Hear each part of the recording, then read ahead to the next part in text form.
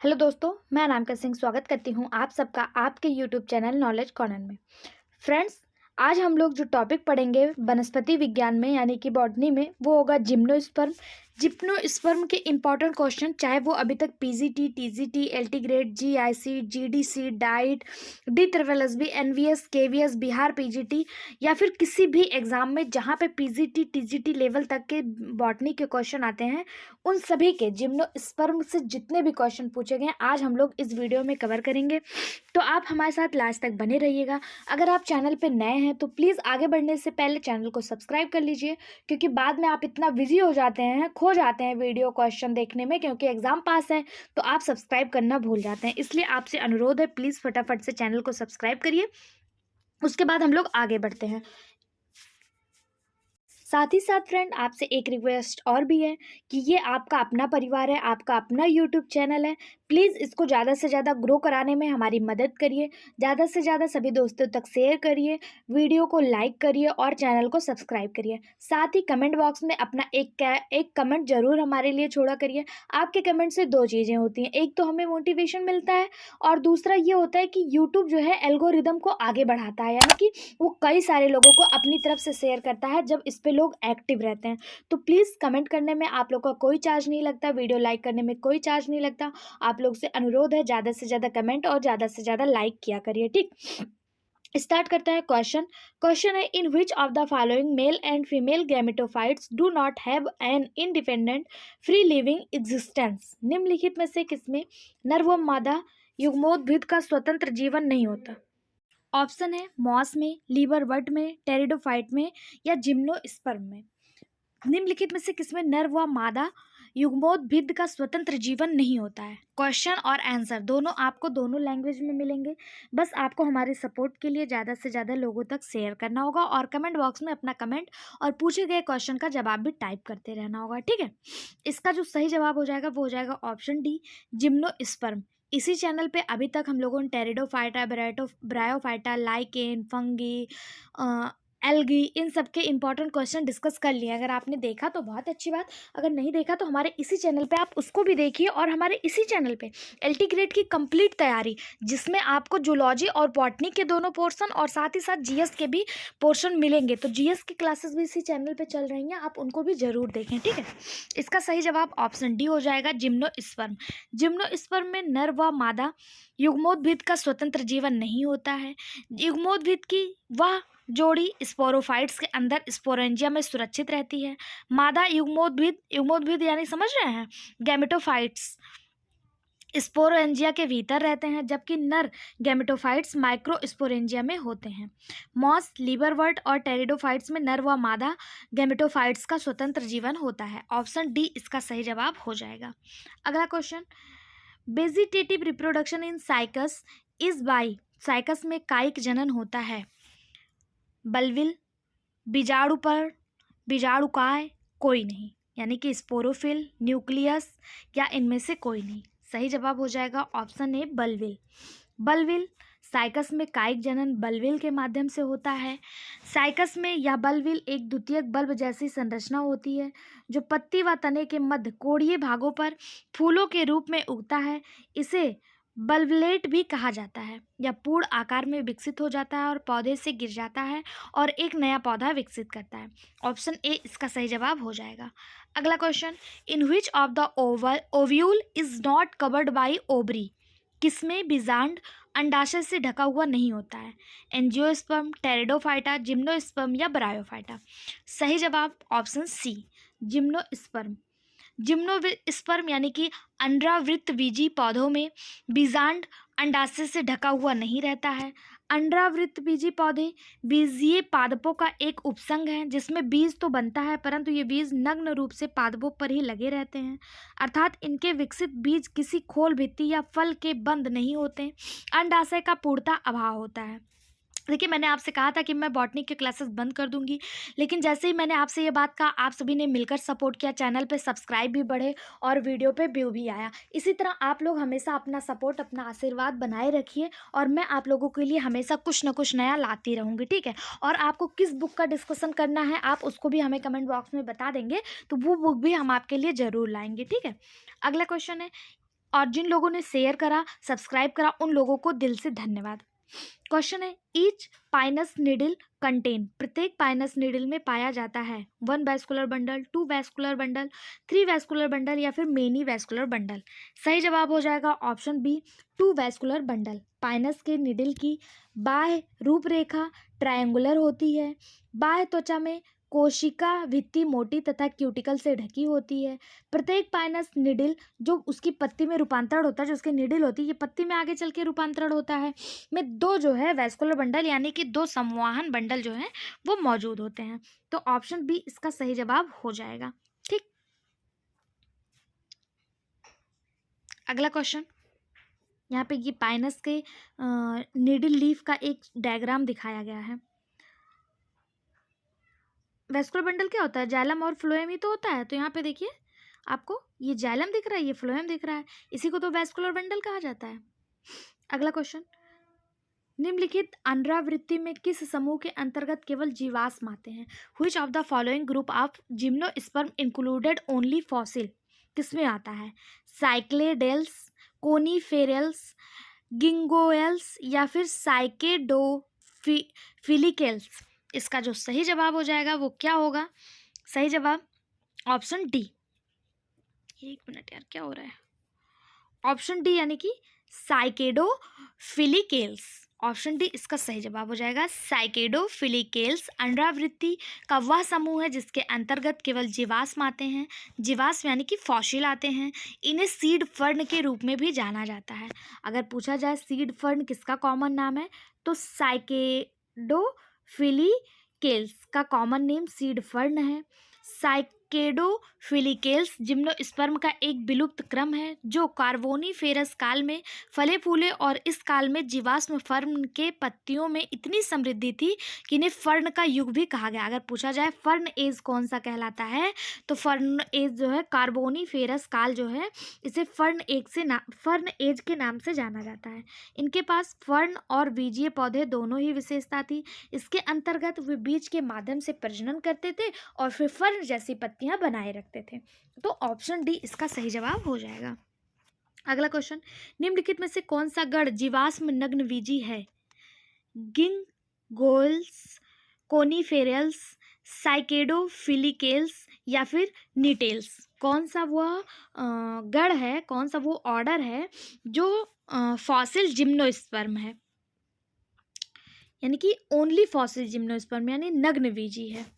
इसका सही जवाब हो जाएगा ऑप्शन सी, जिसके बारे में अभी हम लोग पढ़ रहे थे, जिसको सीड फर्न के नाम से जाना जाता है। Sorry, option C, seed fern के नाम से जाना जाता है, साइकेडोफिलिकेल्स। ऑप्शन डी इसका सही जवाब हो जाएगा। ये साइकेडोफिलिकेल्स गण के सदस्य सीड फर्न कहलाते हैं। साइकेडोफिलिकेल्स के सभी सदस्य जीवाश्म अंडावृत्ति होते हैं। यह जीवाश्म नग्नबीजी का गण है। इसमें कुछ लक्षण फर्न जैसे तथा कुछ लक्षण नग्नबीजी पौधे जैसे पाए जाते हैं। तो ऑप्शन सी आपका सही जवाब हो जाएगा। Next question, example of living fossil is, जीवित जीवाश्म का उदाहरण है सेडर्स देवदार, गिंको देवदार, गिंको बाइबोला, कस्कुटा, रिफ्लेक्सा। उपयुक्त में से कोई नहीं। एलटी ग्रेड बायोलॉजी जीआईसी 2012 में आया हुआ क्वेश्चन कि लिविंग फॉसिल का एग्जाम्पल कौन सा है? सही जवाब हो जाएगा ऑप्शन बी, गिंको बाइबोला जो है इसे लिविंग फॉसिल के रूप में जाना जाता है। यह एक लिविंग फॉसिल है, यह एक जिम्नोस्पर्म है। यह पौधे को विलुप्त माना गया है, किंतु चीन के जैंगजियांग प्रांत में इसे सीमित क्षेत्र में उगाए जाने के कारण इसे जीवित जीवाश्म की संज्ञा दी गई है। ऑप्शन बी इसका सही जवाब हो जाएगा। ऐसा माना जाता है कि चीन के बौद्ध भिक्षुओं ने लगभग 100 साल पहले, मतलब 1000 साल पहले इस पौधे को उगाया था। किसको? गिंको बाइबोला को। ठीक है, इसे जीवित जीवाश्म कहा जाता है। अगला question, the living fossil ginkgo biloba belong to bryophyta, gymnosperm, angiosperm या टेरिडोफाइटा। तो अभी मैंने आपको बताया था जो गिंको बाइबोला है ये जिम्नोस्पर्म से बिलोंग करता है। ऑप्शन बी इसका सही जवाब हो जाएगा। ये जो है अब ये प्रजाति लगभग विलुप्त हो चुकी है, लेकिन चीन के जंजियांग प्रांत में यह अभी भी देखा जाता है, इसलिए इसे जीवित जीवाश्म के रूप में जाना जाता है। जीवित जीवाश्म गिंको बाइबोला जिम्नोस्पर्म से संबंधित है। इसके अंतर्गत जैसे कॉनिफर्न, साइकेड्स, नीटेल्स बहुत सारे प्लांट आते हैं। तो ऑप्शन बी इसका सही जवाब हो जाएगा। अगला क्वेश्चन, निम्नलिखित वंशों के जोड़ों में से किसे जीवित जीवाश्म कहा जाता है? Which of the following pairs of genera is known as living fossil? किसको कहा जाता है? तो अभी हम लोगों ने देखा था जिंको को जीवित जीवाश्म कहा जाता है। क्या जिंको आपको कहीं दिख रहा है? हाँ तो दिख रहा है, ऑप्शन ए में दिख रहा है, ऑप्शन सी में दिख रहा है, तो ऑप्शन बी और ऑप्शन सी काट दीजिए। इसके अलावा साइकस है कि पाइनस है? तो सही जवाब हो जाएगा ऑप्शन ए, साइकस और जिंको, इनको जीवित जीवाश्म के रूप में जाना जाता है। साइकस जिसे साइकेडो फैलिकेल्स के नाम से जाना जाता है, इसी को साइकस कहा जाता है। इसका साइंटिफिक नेम साइकेडो फैलिकेलस है। इसी को फर्न, सीड फर्न के रूप में भी जाना जाता है। उसके साथ साथ जिंको, जिसे जिंको गोयल्स के नाम से जाना जाता है, ये दोनों ही जीवित जीवाश्म हैं। और जिम्नोस्पर्म, इनके नग्न बीजों के कारण इनका नाम जो है ऐसा रखा गया है। ऑप्शन ए इसका सही जवाब हो जाएगा। अगला क्वेश्चन, साहनी के किस आधार पर जिम्नोस्पर्म को दो प्रमुख समूहों में विभाजित किया गया? साहनी एक साइंटिस्ट थे, इन्होंने किस आधार पर जिम्नोस्पर्म को 2 मेजर ग्रुप्स में डिवाइड किया? बीजांड को अच्छी अथवा परिणीय उत्पत्ति पर, यानी एक्सियल और foliar origin of ovules, composition of would, resemblance of fern in general appearance, या फिर जनरल मॉर्फोलॉजिकल कैरेक्टर। किसके आधार पे शाहनी ने जिम्नोस्पर्म को 2 प्रमुख समूहों में विभाजित किया? तो इसका सही जवाब हो जाएगा ऑप्शन ए, एक्सियल और फॉलियर ऑरिजिन ऑफ ओव्यूल। बीजांड को अच्छी तथा परिणीय उत्पत्ति पर साहनी नामक वैज्ञानिक ने जिम्नोस्पर्म को 2 भागों में बांटा। वो 2 भाग कौन कौन से हैं? तो एक है फाइलोस्पर्म और दूसरा है एस्टीजियोस्पर्म। ठीक है, फाइलोस्पर्म क्या है? तो इसमें टेरिडोस्पर्म और साइकेडोफाइटा को शामिल किया गया है, और स्टैचियोस्पर्म में कॉनिफेरोफाइटा को शामिल किया गया है। ऑप्शन ए इसका सही जवाब हो जाएगा। अगला क्वेश्चन, अंडावृत्ति की स्त्री धानी में नहीं पाए जाते हैं। The archegonium of gymnosperm lack, मतलब जिम्नोस्पर्म के आर्चिगोनियम में क्या चीज़ है जो नहीं पाया जाता है? Neck and cells, neck canal cells, ventral canal cells, egg cells, या फिर जैकेट? सही जवाब हो जाएगा option A, neck canal cell. ग्रीवा नाल कोशिकाएं जो हैं ये अंडावृत्ति की यानी जिम्नोस्पर्म की आर्चिगोनियम यानी स्त्री धानी में नहीं पाई जाती हैं। ठीक, ऑप्शन ए इसका सही जवाब हो जाएगा। इनका यह प्रमुख लक्षण है। नेक कैनाल कोशिकाएं प्रायः ब्रायोफाइटा तथा ट्राइडोफाइटा में, टेरिडोफाइटा में उपस्थित होती हैं। आर्चिगोनियम ब्रायोफाइटा, टेरिडोफाइटा और जिम्नोस्पर्म तीनों में मादा प्रजनन अंग के रूप में यूज होता है, लेकिन जो नेक कैनाल सेल होती है केवल ब्रायोफाइटा और टेरिडोफाइटा में पाया जाता है, जिम्नोस्पर्म में नहीं पाया जाता है। इसमें ब्रायोफाइटा और टेरिडोफाइटा में नेक सेल जो है वो पाई जाती हैं। अगला क्वेश्चन, यदि पाइनस की जड़ में 20 गुणसूत्र पाए जाते हैं तब इसके भ्रूणपोष में गुणसूत्रों की संख्या कितनी होगी? सही जवाब इसका आधा यानी कि 10। पाइनस एक आवृतबीजी का उदाहरण है तथा इसका एक प्रमुख लक्षण यह है कि भ्रूणपोष निषेचन से पहले बनता है। यह हैप्लॉइड होता है, इसलिए यदि जड़ में 20 गुणसूत्र होंगे तो इसके भ्रूणपोष में गुणसूत्रों की संख्या 10 हो जाएगी, जबकि आवृतबीजी पादपों का भ्रूण 3n पाया जाता है, यानी ठीक। अगला क्वेश्चन, यदि पाइनस की जड़ में 24 गुणसूत्र हैं तो इसके भ्रूणपोष में गुणसूत्रों की संख्या कितनी होगी? तो मैंने अभी आपको बताया कि जितना रहता है उसका आधा बचता है, तो 24 है तो 12 ही बचेगा। ऑप्शन सी इसका सही जवाब हो जाएगा। क्यों? क्योंकि पाइनस एक जिम्नोस्पर्मी पौधा है और इसमें जो गुणसूत्र होते हैं वो अगुणित होते हैं, यानी n नंबर में होते हैं। ठीक है, अगला क्वेश्चन, एक आवृतबीजी की पत्ती में 16 गुणसूत्र हैं तो इसके भ्रूणपोष में कितने गुणसूत्र होंगे? यही क्वेश्चन देखिए कितनी बार आया हुआ है। यहाँ पे PGT biology, LT grade, UP PCS, उसके पहले भी हमने एलटी ग्रेड 2015 में देखा, पीजीटी बायोलॉजी में देखा, एक ही क्वेश्चन को घुमा घुमा के पूछा गया है। तो अगर अंडावृत्ति यानी जिम्नोस्पर्म के गुणसूत्र आपको जितने दिए होंगे और भ्रूणपोष पूछा होगा, अगर उसका एंडोस्पर्म पूछा होगा तो उसमें जो है इसका आधा कर दीजिएगा, यानी 16 का आधा 8 हो जाएगा। ऑप्शन ए इसका सही जवाब हो जाएगा। इसको कैसे निकालते हैं? ऐसे निकालेंगे, 2n = 16 हो जाएगा, तो n = हो जाएगा 16/2। इसको काट दीजिए, 2 × 8 = 16, 8n = 8 निकल के आ जाएगा। ऑप्शन ए इसका सही जवाब हो जाएगा। जिम्नोस्पर्म आवृतबीजी की पत्तियां 2n होती हैं, जबकि आवृतबीज का जो एंडोस्पर्म यानी भ्रूणपोष होता है वो n होता है। ठीक है, अगला क्वेश्चन, यदि साइकस में सोमेटोस्टैटिक गुणसूत्रों की संख्या 2n है तो भ्रूणपोष कोशिकाओं में गुणसूत्रों की संख्या क्या होगी? देखिए, अब बात साइकस की जा रही है, तो अगर साइकस की गुणसूत्र 2n है और भ्रूणपोष में यानी कि एंडोस्पर्म में तो हमने बताया n होती है। ऑप्शन ए इसका सही जवाब हो जाएगा। अगला क्वेश्चन, आवृत्ति विजय की भ्रूणपोष सामान्यता होते हैं। एक ही क्वेश्चन कितने एग्जाम में, आप खुद देख लीजिए, 2002, 2003, 4, 5, 15, 16, 20, बहुत सारे एग्जाम में ये क्वेश्चन आया, इसे स्टार मार्क करिएगा। The endosperm in gymnosperm is commonly known as, कैसे होते हैं? तभी हम लोगों ने देखा था कि जिम्नोस्पर्म जो होते हैं ये 2n होते हैं और एंडोस्पर्म कैसे होते हैं? n होते हैं, n यानी कि हैप्लॉइड। ऑप्शन ए इसका सही जवाब हो जाएगा। आवृत्ति बीज में भ्रूणपोष निषेचन से पहले बनता है और इस प्रकार भ्रूणपोष आगुणित यानी कि हैप्लॉइड होता है, जबकि आवृत्ति बीज में यह ट्रिपल फ्यूजन के परिणाम स्वरूप निषेचन के बाद बनता है और इस प्रकार एक द्विगुणित ऊतक बनाता है। ठीक, अगला क्वेश्चन, साइकस के विजांड में निम्नलिखित ऊतकों में से कौन सा हैप्लॉइड है? Which of the following tissue is cycas ovules haploid? कौन सा हैप्लॉइड है? पहला दिया है एंटीग्यूमेंट, न्यूक्लियस, भ्रूणपोष या फिर इनमें से कोई नहीं। तो इसका सही जवाब हो जाएगा ऑप्शन सी एंडोस्पर्म।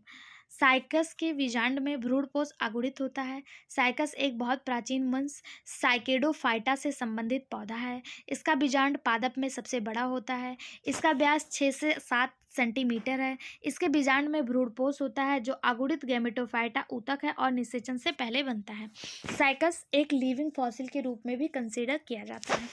अगला क्वेश्चन, निम्नलिखित में से कौन सा साइकस के एक युग्मोविद ऊतक हैं, यानी कि गैमेटोफिटिक टिश्यू इन साइकस पूछा जा रहा है? इंटेगुमेंट्स, न्यूक्लियस, एंडोस्पर्म या फिर भ्रूण? तो सही जवाब हो जाएगा गैमेटोफिटिक टिश्यू जो है वो एंडोस्पर्म है। ऑप्शन सी इसका सही जवाब हो जाएगा।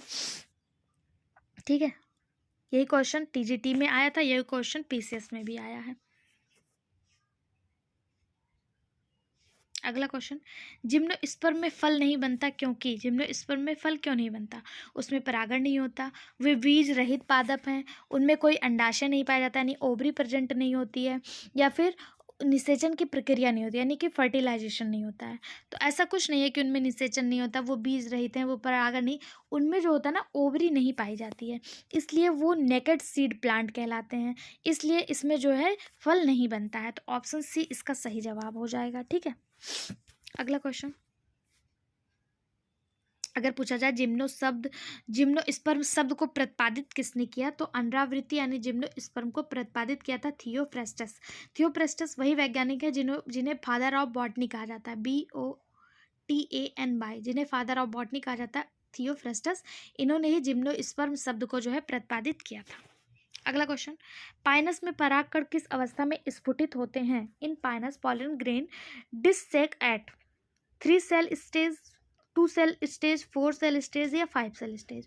तो सही जवाब हो जाएगा ऑप्शन सी 4 सेल स्टेज। जाल कोशिकीय अवस्था में परागण के समय सूक्ष्म बीजाणु या परागकण जो होते हैं वो केवल एक फ्रोथैलस कोशिका, साइकस, जिंको, एफेड्रा के बीज या फिर 2 प्रोथैलस कोशिका जैसे कोनिफेरस हो सकती हैं। पहली 3 कोशिकीय वाली अवस्था में और बाद वाली 4 कोशिकीय अवस्था में स्फुटित होते हैं।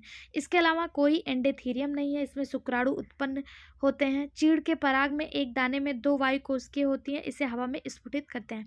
अब पहली और दूसरी से क्या तात्पर्य है?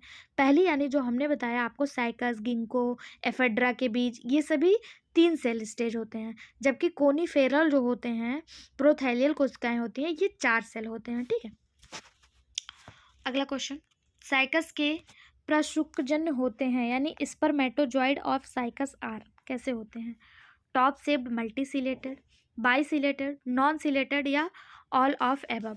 तो इसका सही जवाब हो जाएगा ऑप्शन ए, टॉप शेप्ड मल्टीसेलेटेड यानी कि लट्टू के आकार का, और मल्टीसीलिएटेड होते हैं, बहुत सारी कोशिकाएं, बहुत सारी सीलिया जो होता है इसमें पाया जाता है। साइकस बीज पौधा करने वाले पौधे हैं जो अंडावृत्ति के अंतर्गत आते हैं यानी जिम्नोस्पर्म के अंतर्गत आते हैं। यह पूर्णतः द्विपक्षाविक होते हैं अर्थात नर और मादा अलग अलग होते हैं। साइकस में स्मैटोजॉइट्स पादप जो नर होता है वो स्मैटोजॉइट्स पादप जगत में सबसे बड़ा होता है। इनका आकार 180 से 120 माइक्रोमीटर तक होता है जो नग्न आंखों से भी दिखाई देते हैं। ठीक, अगला क्वेश्चन, इसका पीडीएफ आप हमारे टेलीग्राम चैनल से ले लीजिएगा और वहाँ से ये सारी चीज़ें भी देख लीजिएगा। बहुत इंपॉर्टेंट हैं ये सारी चीज़ें जो यहाँ पे लिखी हैं ना। सुइयों के आधार पर स्पर्म निम्न भागों में बांटे गए, जैसे यूनिफॉलियर, बाईफॉलियर, ट्राईफॉलियर, कोऑर्डिनेटरी फॉलियर, पेंटाफॉलियर, ये सब भी आप लोग पढ़ लीजिएगा। ठीक। अगला क्वेश्चन, पादप जगत जाति में सबसे बड़े आकार का नर गैमेट्स उत्पन्न होता है, किसमें होता है? तो अभी हम लोगों ने देखा था कि जो सबसे बड़ा गैमेट्स होता है वो किसका होता है? साइकस का होता है। तो ऑप्शन सी ही इसका सही जवाब हो जाएगा कि सबसे बड़ा मेल गैमेट जो है वो साइकस में पाया जाता है। अगर आपसे पूछा जाए सबसे बड़ा पादप अंड किस में पाया जाता है, तो वो भी साइकस में पाया जाएगा। सबसे छोटा क्रोमोजोम किस में पाया जाता है? शैवाल में। सबसे बड़ा बीजांड किस में पाया जाता है? साइकस में। ये भी इंपॉर्टेंट स्टार मार्क करिएगा, सबसे छोटा क्रोमोजोम किस में पाया जाता है? शैवाल में पाया जाता है। अगला क्वेश्चन, सबसे बड़े मल्टीफिलेटेड शुक्राणु किसमें होते हैं? इक्विसिटम, मार्सिलिया, साइकस या फिर ओफियोग्लोसम? सही जवाब इसका ऑप्शन सी, साइकस। सबसे बड़े मल्टीसिक्रेटेड स्पर्म जो होते हैं, मल्टीसिलेटेड स्पर्म, वो साइकस में होते हैं। इनका आकार 250 से यानी 250 लेके 300 माइक्रोन तक होता है और ये हमें नग्न आंखों से बिल्कुल दिखाई देते हैं। एलटी ग्रेड बायोलॉजी में पूछा गया क्वेश्चन है। अगला क्वेश्चन, दो निडल के साथ बौनी टहनी पाई जाती है, पाइनस जियार्डियाना में, पाइनस लॉन्गिफोलिया में, पाइनस मोनोफाइला में या फिर पाइनस सिल्वेस्ट्रिस में? दो निडल के साथ बौनी टहनी किस में पाई जाती है? सही जवाब ऑप्शन डी, पाइनस सिल्वेस्ट्रिस में। ऑप्शन डी इसका सही जवाब हो जाएगा। पाइनस सिल्वेस्ट्रिस में दो निडल के साथ बौना प्ररोह पाया जाता है। पाइनस सिल्वेस्ट्रिस जिसे आमतौर पर स्कॉच पाइन कहा जाता है। अगर पूछा जाए स्कॉच पाइन के नाम से किसे जाना जाता है, तो इसी पाइनस सिल्वेस्ट्रिस को स्कॉच पाइन के नाम से जाना जाता है। यह एक स्पोरोफाइट पौधा है जो जड़, तना और सुई जैसी पत्तियों में विभेदित होता है। पाइनस की पत्तियां दो प्रकार की होती हैं, बड़े सुई की तरह जो केवल बौने अंकुर के शीर्ष पर मौजूद होती हैं, और दूसरा पतले भूरे स्केल जैसे होते हैं जो लंबे और बौने दोनों अंकुरण पर मौजूद होते हैं। इसी को व्यवहारिक रूप से क्रिसमस ट्री के नाम से जाना जाता है। अगर पूछा जाए क्रिसमस ट्री के नाम से किसे जाना जाता है, तो इसी पाइनस सिल्वेस्ट्रिस या फिर स्कॉच पाइन को ही क्रिसमस ट्री के नाम से जाना जाता है, जिसको हम लोग 25 दिसंबर को डेकोरेशन के रूप में यूज करते हैं, जो अभी बहुत जल्द आने वाला है। ठीक। अगला क्वेश्चन, पाइनस का बीजांडधर शक्ल भाग होता है, मेगा स्पोरोफिल, माइक्रोस्पोरोफिल, ओव्यूल या फिर ड्रॉप शूट? सही जवाब ऑप्शन ए, मेगा स्पोरोफिल। पाइनस का जो बीजांडधर शक्ल है यानी कि ओव्यूलिफेरस स्केल है, वो कैसा होता है? मेगा स्पोरिक होता है। ठीक है, ऑप्शन ए इसका सही जवाब हो जाएगा। अगला क्वेश्चन, निम्नलिखित में से कौन अनरावृत्ति कास्ट का लक्षण नहीं है? यानी कि विच of the following is the character of gymnosperm उड? नहीं दिया, कौन सा लक्षण है दिया है। ठीक है, कौन सा है? Porous, ring porous, diffused porous या फिर नॉन पोरस? सही जवाब ऑप्शन डी, नॉन पोरस। अनरावृत्ति यानी जिम्नोस्पर्म कास्ट में वाहिकाओं की कमी होती है, इसलिए इन्हें नॉन पोरस कहा जाता है। इसमें जो सम्मोहन ऊतक होते हैं, सम्मोहन तत्व होते हैं, वो ट्रैकेट्स में मौजूद होते हैं। ठीक है, इसमें जाइलम और फ्लोएम नहीं पाया जाता। अगला क्वेश्चन, गल्डर्स लीफ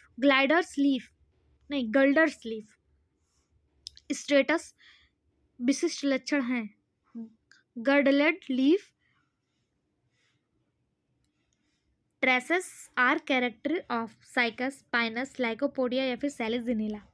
सही जवाब option A, cycas.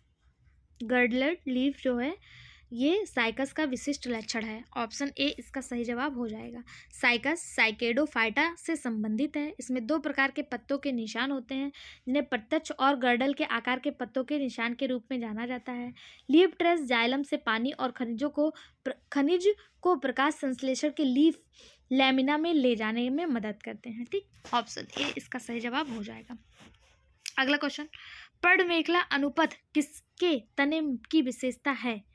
ग्राइडलिंग leaf traces are character feature of the stem? किसमें है? तो अभी हम लोगों ने देखा साइकस के तने में। ऑप्शन ए इसका सही जवाब हो जाएगा कि ग्राइडलिंग लीफ जो है, ग्राइडलिंग लीफ ट्रैकस जो है, ये ट्रेसेस जो है, ये साइकस के तने की विशेषता है। ऑप्शन ए इसका सही जवाब हो जाएगा। अगला क्वेश्चन, निम्न अनरावृत्ति पौधों में से कौन सा गतिशील बीज अलग पादपों पर बीजांडी तथा लघु बीजांडुधनिक शंकु पैदा करता है तथा जिसका गूदेदार और लेपित बीज होता है? कॉनिफोरोफाइटा, साइकेडोफाइटा, नीटोफाइटा या फिर कोई नहीं।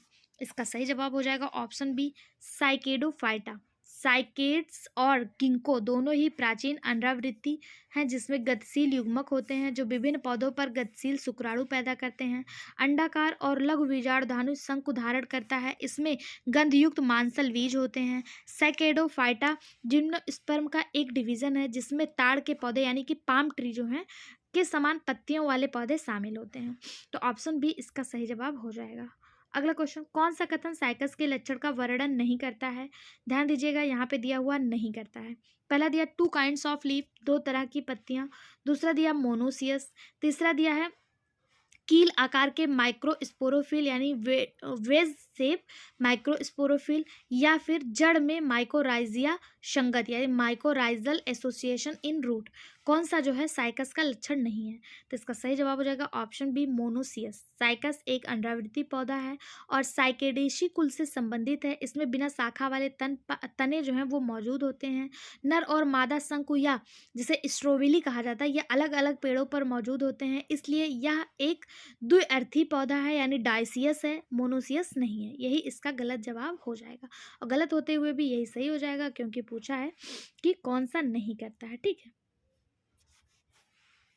अगर पूछा जाए मोनोसियस कौन सा होता है तो मोनोसियस पाइनस होता है। पाइनस जो है ये मोनोसियस है। साइकस की अगर बात करें तो इसका पौधा स्पोरोफिटिक होता है। स्पोरोफिटिक मतलब होता है कि वह प्लांट जो जड़ तना और पत्ती में विभेजित होता है उसे स्पोरोफिटिक कहा जाता है। तो साइकस जो है ये जड़ तना और पत्ती में विभेदित होता है। साइकस में कोलोराइड्स जड़ें पाई जाती हैं। पत्तियां तने के शीर्ष पर सूक्ष्म रूप से मिश्रित और सर्पिल रूप में व्यवस्थित होता है। युवा पत्तियों में सर्सिनेट वर्नेशन मौजूद होता है। तो उस हिसाब से ऑप्शन बी इसका सही जवाब हो जाएगा क्योंकि इसमें पूछा कौन सा इसका वर्णन नहीं करता है। अगर यहाँ पे डायसियस दिया होता है तो ये सही होता है, यहाँ पे मोनोसियस दिया, यही आपका गलत हो जाएगा। ठीक, स्टार्ट करते हैं आज का पहला question. Pinus protect itself from microbial and insect attack through. सूक्ष्म जीवों एवं कीटों के आक्रमण से पाइनस किसके द्वारा अपने आप को बचाता है? थिक बार्क यानी मोटी छाल द्वारा, ड्रॉप सूट बौनी टहनी द्वारा, माइकोराइजिया द्वारा या फिर रेजिन के द्वारा। तो इसका सही जवाब हो जाएगा ऑप्शन बी, रेजिन के द्वारा। सूक्ष्म जीवों एवं कीटों के आक्रमण से पाइनस जो है ये खुद को रेजिन के द्वारा बचाता है। रेजिन जिसे शंकु वृक्ष कहा जाता है। ठीक है, रेजिन रॉल के मुख्य घटक मोनो और डायपर पेंस लगभग समान मात्रा में होते हैं। ठीक है, इसी से जो है पाइनस अपने आप को बचाता है। अगला क्वेश्चन, साइकस में उल्टे ओमेगा आकार के समूहन बंडल पाए जाते हैं। इन साइकस इन्वर्टेड ओमेगा से vascular bundle are found in rachis, leaflets, stem या फिर रूट। किसमें जो है उल्टे ओमेगा के आकार के सम्मोहन बंडल पाए जाते हैं? इसका जो सही जवाब हो जाएगा वो हो जाएगा ऑप्शन ए, रैकिस में। साइकस में उल्टे ओमेगा आकार के समूहनी बंडल जो हैं ये रैकिस में पाए जाते हैं। पौधों में रैकिस एक यौगिक संरचना मुख्य धुरी है। साइकस में समूहनी बंडल उनकी संरचना के आधार एडार्क, स्यूडो मेसार्क और रैकिस के शीर्ष यानी एग्जॉस्ट पर भिन्न भिन्न होते हैं। तो ऑप्शन ए इसका सही जवाब हो जाएगा। अगला क्वेश्चन, अंडावृत्ति कास्ट यानी कि जिम्नोस्पर्म्स वुड सामूहिक रूप से नरम कास्ट यानी कि सॉफ्ट वुड के रूप में वर्गीकृत किए जाते हैं। इसका मुख्य कारण क्या है? जिम्नोस्पर्म वुड जो होते हैं, लकड़ी जो होती है, इसको नरम लकड़ी के रूप में वर्गीकृत किया जाता है। क्यों? क्योंकि उसमें सॉफ्टनेस मतलब जो उनके लकड़ी की नरमता के कारण, वाहिकाओं की कमी यानी लैकिंग वेसल्स के कारण, नॉन पोरस के कारण या फिर टिम्बर ट्रैट्स के कारण। तो इसका सही जवाब हो जाएगा ऑप्शन बी, लैकिंग वेसल्स के कारण। अंडावृत्ति कास्ट जो हैं ये सामूहिक रूप से नरम कास्ट के रूप में वर्गीकृत किए जाते हैं। इसका मुख्य कारण जो है वाहिकाओं की कमी है। अंडावृत्ति कास्ट गैर छिद्रपूर्ण होते हैं क्योंकि इसमें अंडावृत्ति की तुलना में कम जाइलम फाइबर होता है। ठीक है, आवृत्ति की तुलना में जाइलम फाइबर जो है वो कम होता है। ऑप्शन बी इसका सही जवाब हो जाएगा। निम्नलिखित में से कौन सा सही सुमेलित नहीं है? पूछा कौन सा सही सुमेलित नहीं है। ठीक है, पहला दिया है ट्रेबेकुलेट सेलेजिनेला का तना यानी स्टेम ऑफ सेलेजिनेला कैसा होता है, ट्रेबेकुलेट होता है, बिल्कुल सही बात है। दूसरा दिया है जैमिया पिग्मिया, ये स्मॉलेस्ट जिम्नोस्पर्म है, बिल्कुल सही बात है। Cycas revoluta wings pollen grain है, यही आपका गलत हो जाएगा। साइकस रिवोल्यूटा एमोनोफिली और कीट परागण जिसे एंटोमोफिली कहा जाता है, इस पर निर्भर करता है, ये विंग्स पॉलन ग्रेन पर निर्भर नहीं करता है। ठीक, और क्या दिया है, मोनोट्रोपा यूनिफोलोरा स्पोरोफिटिक एंजियोस्पर्म, बिल्कुल सही बात है, ये तीनों सही है, यही आपका सही सुमेलित नहीं है, तो ऑप्शन सी इसका सही जवाब हो जाएगा, क्योंकि पूछा कौन सा सही सुमेलित नहीं है। ठीक है, ये एमेनोफिलिक और एंटेमोफिलिक दोनों होते हैं, यानी कि वायु और परागकण दोनों पर निर्भर करते हैं, केवल वायु पर ही नहीं निर्भर करते हैं। ठीक है, अगला क्वेश्चन, निम्नलिखित में से कौन सी जाति हेप्लोजाइलॉन और डिप्लोजाइलॉन नामक दो उपजातियों में विभक्त की जाती है, साइकस, पाइनस, इफिड्रा या फिर साइलोटम, इसका सही जवाब हो जाएगा ऑप्शन बी पाइनस। पाइनस को हेपेलोजाइलॉन और डिप्लोजाइलॉन दोनों उपजातियों में विभक्त किया जाता है। उपजाति डिप्लोजाइलॉन को कठोर पाइनस तथा हेप्लोजाइनल को कोमल पाइलस के रूप में माना जाता है। यहाँ से भी क्वेश्चन बन सकता है कि डिप्लोपाइलस कठोर पाइनस होता है कि डिप्लोजाइलॉन की सॉफ्ट पाइनस होता है, तो डिप्लोजाइलॉन जो होता है ये कठोर पाइनस होता है और हेप्लोजाइलॉन जो होता है ये सॉफ्ट पाइनस होता है। ठीक, ऑप्शन बी इसका सही जवाब हो जाएगा। अगला question, the developing fruit of कोकस nucifera contain milky fluidy, it is caucus nucifera के विकासशील फल में दूधिया तरल पदार्थ भरा होता है, या है नाभिकीय एंडोस्पर्म यानी न्यूक्लियर एंडोस्पर्म, लिक्विड सिंसाइटियम, या फिर solution of unknown morphological nature, या फिर बोथ ए एंड बी, इसका सही जवाब हो जाएगा option D, both A and B. Cocos nucifera के विकासशील फल में दूधिया तरल पदार्थ भरा होता है, या नाभिकीय एंडोस्पोर यानी कि न्यूक्लियर एंडोस्पोर और बहुकेंद्रीय कोशाद्रव्य यानी लिक्विड सिंसिटियम से बना होता है। वस्तुतः नारियल में फल के विकास के दौरान विभिन्न सिंसाइटिया नाभिक मौजूद होते हैं, ऑप्शन डी जो है इसका सही जवाब हो जाएगा।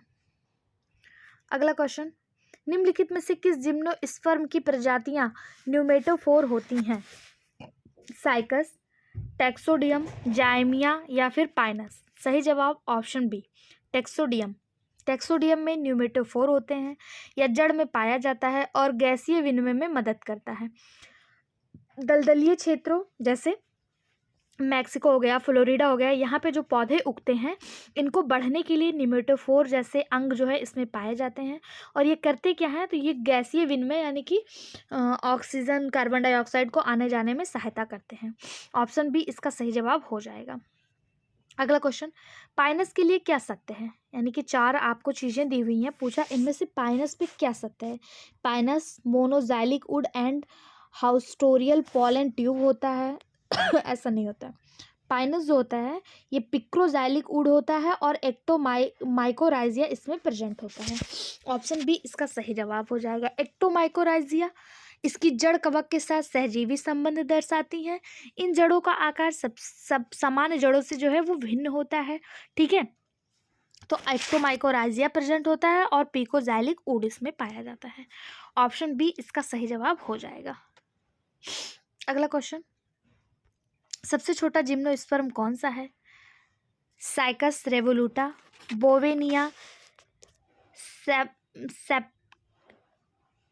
स्पेक्टिविलस, जामिया पिग्मिया या फिर सेराटोजामिया मैक्सिकाना, सही जवाब ऑप्शन सी जामिया पिग्मिया।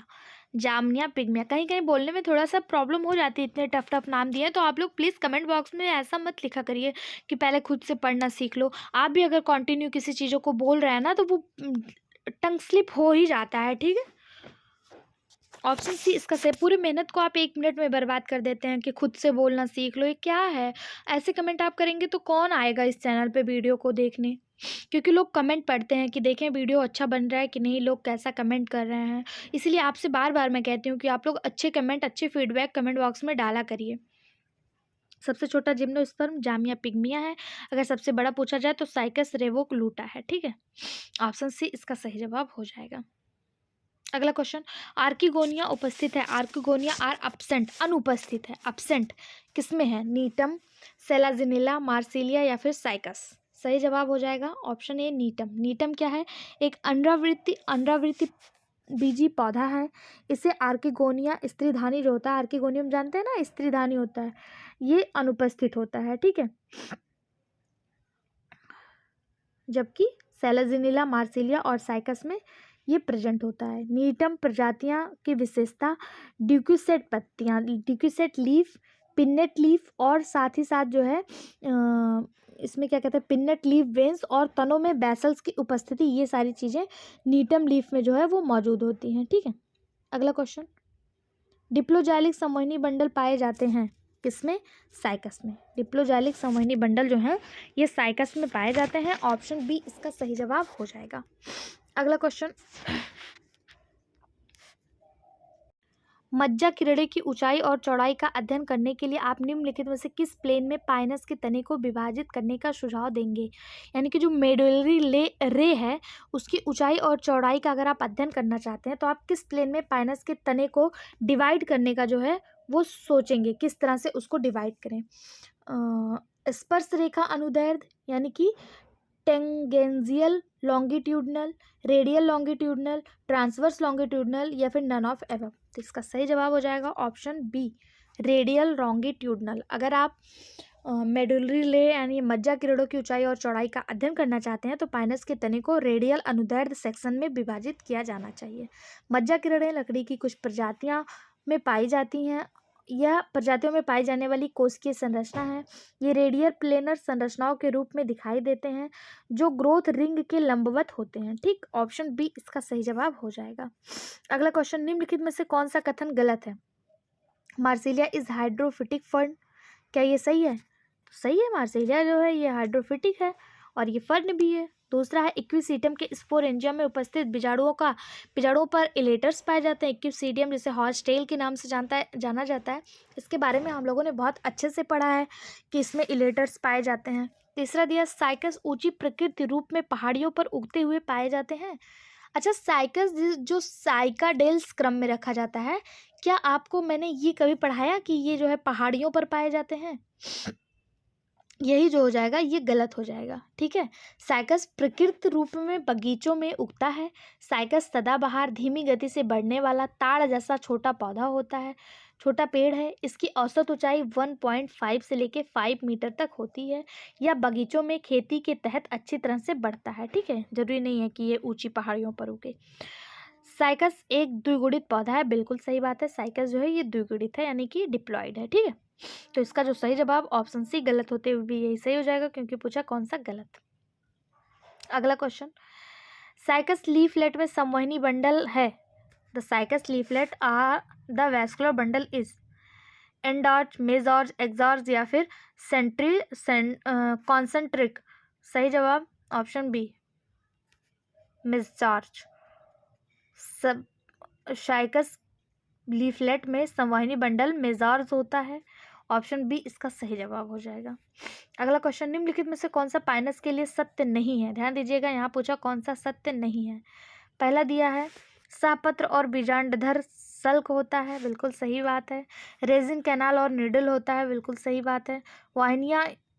वाहिका यानी ट्रैकिट्स एंड बोरवेडर पिट यानी कि परिवेशित गर्त होता है, बिल्कुल सही बात है। मोनोजाइलिक वुड, यही गलत हो जाएगा क्योंकि पाइनस में मोनोजाइलिक वुड नहीं पाया जाता है बल्कि कैसा पाया जाता है, पाइक्नोजाइलिक पाया जाता है, ठीक है। पाइनस में पाइक्नोजाइलिक पाया जाता है। इसमें द्वितीयक जाइलम और संक्रिय पित्त के उच्च अनुपात के कारण घनी कठोर काष्ठ होती है, ठीक। ऑप्शन डी इसका सही जवाब हो जाएगा। अगला क्वेश्चन, निम्नलिखित में से कौन सा पाइनस कौन सी स्थिति में देखा जाता है। पाइनस कौन सी स्थिति में देखा जाता है, डिप्लोजाइलिक, मोनोजाइलिक, पिक्नोजाइलिक या फिर पॉलीजाइलिक। तो अभी हम लोगों ने देखा था पाइनस जो है पिक्नोजाइलिक में देखा जाता है, ऑप्शन सी इसका सही जवाब हो जाएगा। अंडावृत्ति यानी जिम्नोस्पर्म जो होते हैं ये कास्ट को दो भागों में रखा गया, एक मोनोजाइलिक, एक पिक्नोजाइलिक। तो मोनोजाइलिक वो होते हैं जो लूज होते हैं और सॉफ्ट होते हैं, और पिक्नोजाइलिक वो होते हैं जो कॉम्पैक्ट होते हैं यानी एक साथ जुड़े होते हैं और हार्ड होते हैं, ठीक है। पिक्नोजाइलिक प्रकार का कास्ट पाइनस में पाया जाता है जबकि मोनोजाइलिक जो होता है ये साइकस में पाया जाता है। ऑप्शन सी इसका सही जवाब हो जाएगा। अगला क्वेश्चन, पाइनस में निम्नलिखित में से कौन सी स्थिति पाई जाती है? डिप्लोजेनिक, मोनोजेनिक, पिक्नोजेनिक या फिर पॉलीजेनिक? तो अभी हम लोगों ने देखा पाइनस में पिक्नोजेनिक पाया जाता है, ऑप्शन सी इसका सही जवाब हो जाएगा। और साइकस में कैसा पाया जाता है? साइकस में मोनोजेनिक। गुड। अगला क्वेश्चन, निम्नलिखित में से किस आवृत्तिबीजी वंश में बीज द्विचोलीय माने जाते हैं? द्विचोलीय यानी कि बाइटेगमिक माने जाते हैं। साइकस, पाइनस, एफिड्रा या फिर जैम्बिया? तो इसका सही जवाब हो जाएगा ऑप्शन सी एफिड्रा। एफिड्रा के बीज जो होते हैं वो बाइटेगमिक होते हैं, अर्थात दो झिल्लियों से मिलकर बने होते हैं। बाहरी झिल्ली पैंथियम व फिर जिसे इनवाल्यूक्रेश कहा जाता है, खंडों में संयोजन से बनती है जो इसे कप के आकार देती है। आंतरिक झिल्ली कमजोर होती है और दो खंडों से मिलकर बनती है। ऑप्शन सी इसका सही जवाब हो जाएगा। अगला क्वेश्चन, आवृत्त बीजी अंडावृत्त बीजी में भ्रूणपोष बनता है यानी जिम्नोस्पर्म में एंडोस्पर्म कैसे बनता है? एक नर युग्मक एक पोलक केंद्रक के संलयन से, यानी कि fusion of one gametes and one polar nuclear, fusion of two polar nuclei and one male gametes, from megaspores या फिर फर्टिलाइज एग? जो अंडावृत्त होता है, जिम्नोस्पर्म होता है, उसमें जो है एंडोस्पर्म कैसे बनता है? सही जवाब हो जाएगा ऑप्शन सी मेगास्पोर से। गुरु बीजाणु पड़ों पर उपस्थित बीजांड यानी जो एव्यूल्स होते हैं उसके बीजांड का यानी न्यूक्लियस में से एक मेगास्पोर मदर सेल होती है जो अर्धसूत्री विभाजन करती है और भ्रूणपोष का निर्माण करती है। ठीक, ऑप्शन सी इसका सही जवाब हो जाएगा। अगला क्वेश्चन, टर्पेंटाइन तेल प्राप्त होता है। Turpentine oil is derived from Pinus, cycas, cedrus या फिर एबीज? इसका जो सही जवाब हो जाएगा वो हो जाएगा ऑप्शन ए पाइनस। टर्पेंटाइन जिसे तारपीन का तेल कहा जाता है, जो हम लोग पेंट वगैरह में यूज करते हैं, या पाइनस के पौधे या जो चीड़ का पेड़ होता है उससे प्राप्त किया जाता है, उसके रॉल से प्राप्त किया जाता है। इसका उपयोग फर्नीचर पॉलिश के रूप में पेंट सामग्री को पतला करने के लिए किया जाता है। तारपीन एक आवश्यक तेल है जो पाइन ओलियोरेसिन से आश्वन यानी डिस्टिलेशन द्वारा प्राप्त किया जाता है। इसका उपयोग मिक्सर और ऑयल ब्रेड रंग्स यानी कि जो ऑयल ब्रेड डाइज होते हैं इसके रूप में किया जाता है, ऑयल वेस्ड डाइज के रूप में किया जाता है। अगला क्वेश्चन, निम्नलिखित में से कौन सा सही सुमेलित नहीं है? ध्यान दीजिएगा, पूछा कौन सा सही सुमेलित नहीं है। पहला है साइकस मोटाइल स्पर्म। क्या साइकस में मोटाइल स्पर्म पाए जाते हैं? बिल्कुल सही बात। पाइनस में पिक्नोजैलिक वुड पाया जाता है, बिल्कुल सही बात। एफेड्रा मोनोजैलिक वुड, यही आपका गलत हो जाएगा क्योंकि अभी हम लोगों ने पढ़ा था एफेड्रा जो होता है ये मोनोजैलिक नहीं होता है। कैसा होता है एफेड्रा? ये बाइटेगमिक होता है, यानी कि एफेड्रा जो होता है वह द्विचोलीय होता है। ठीक है, तो यही इसका गलत जवाब हो जाएगा। जिंको मेडन हेयर ट्री के नाम से जाना जाता है, बिल्कुल सही बात है। तो ऑप्शन सी ही गलत होते हुए भी सही हो जाएगा। ठीक, क्योंकि पूछा कौन सा सही सुमेलित नहीं है। अगला question, coralloid root are found in, प्रवालाव मूल पाई जाती हैं सेल्वेनिया में, पाइनस में, साइकस में या फिर एंजियोस्पर्म में, यानी कि आवृत्त बीजी। एंजियोस्पर्म और आवृत्त बीजी और अंडावृत्त बीजी में अंतर होता है। एंजियोस्पर्म आवृत्त बीजी और अंडावृत्त बीजी यानी जिम्नोस्पर्म। ठीक है, पूछा जा रहा है क्लोराइड रूट किसमें पाया जाता है? इसका सही जवाब हो जाएगा ऑप्शन सी साइकस में।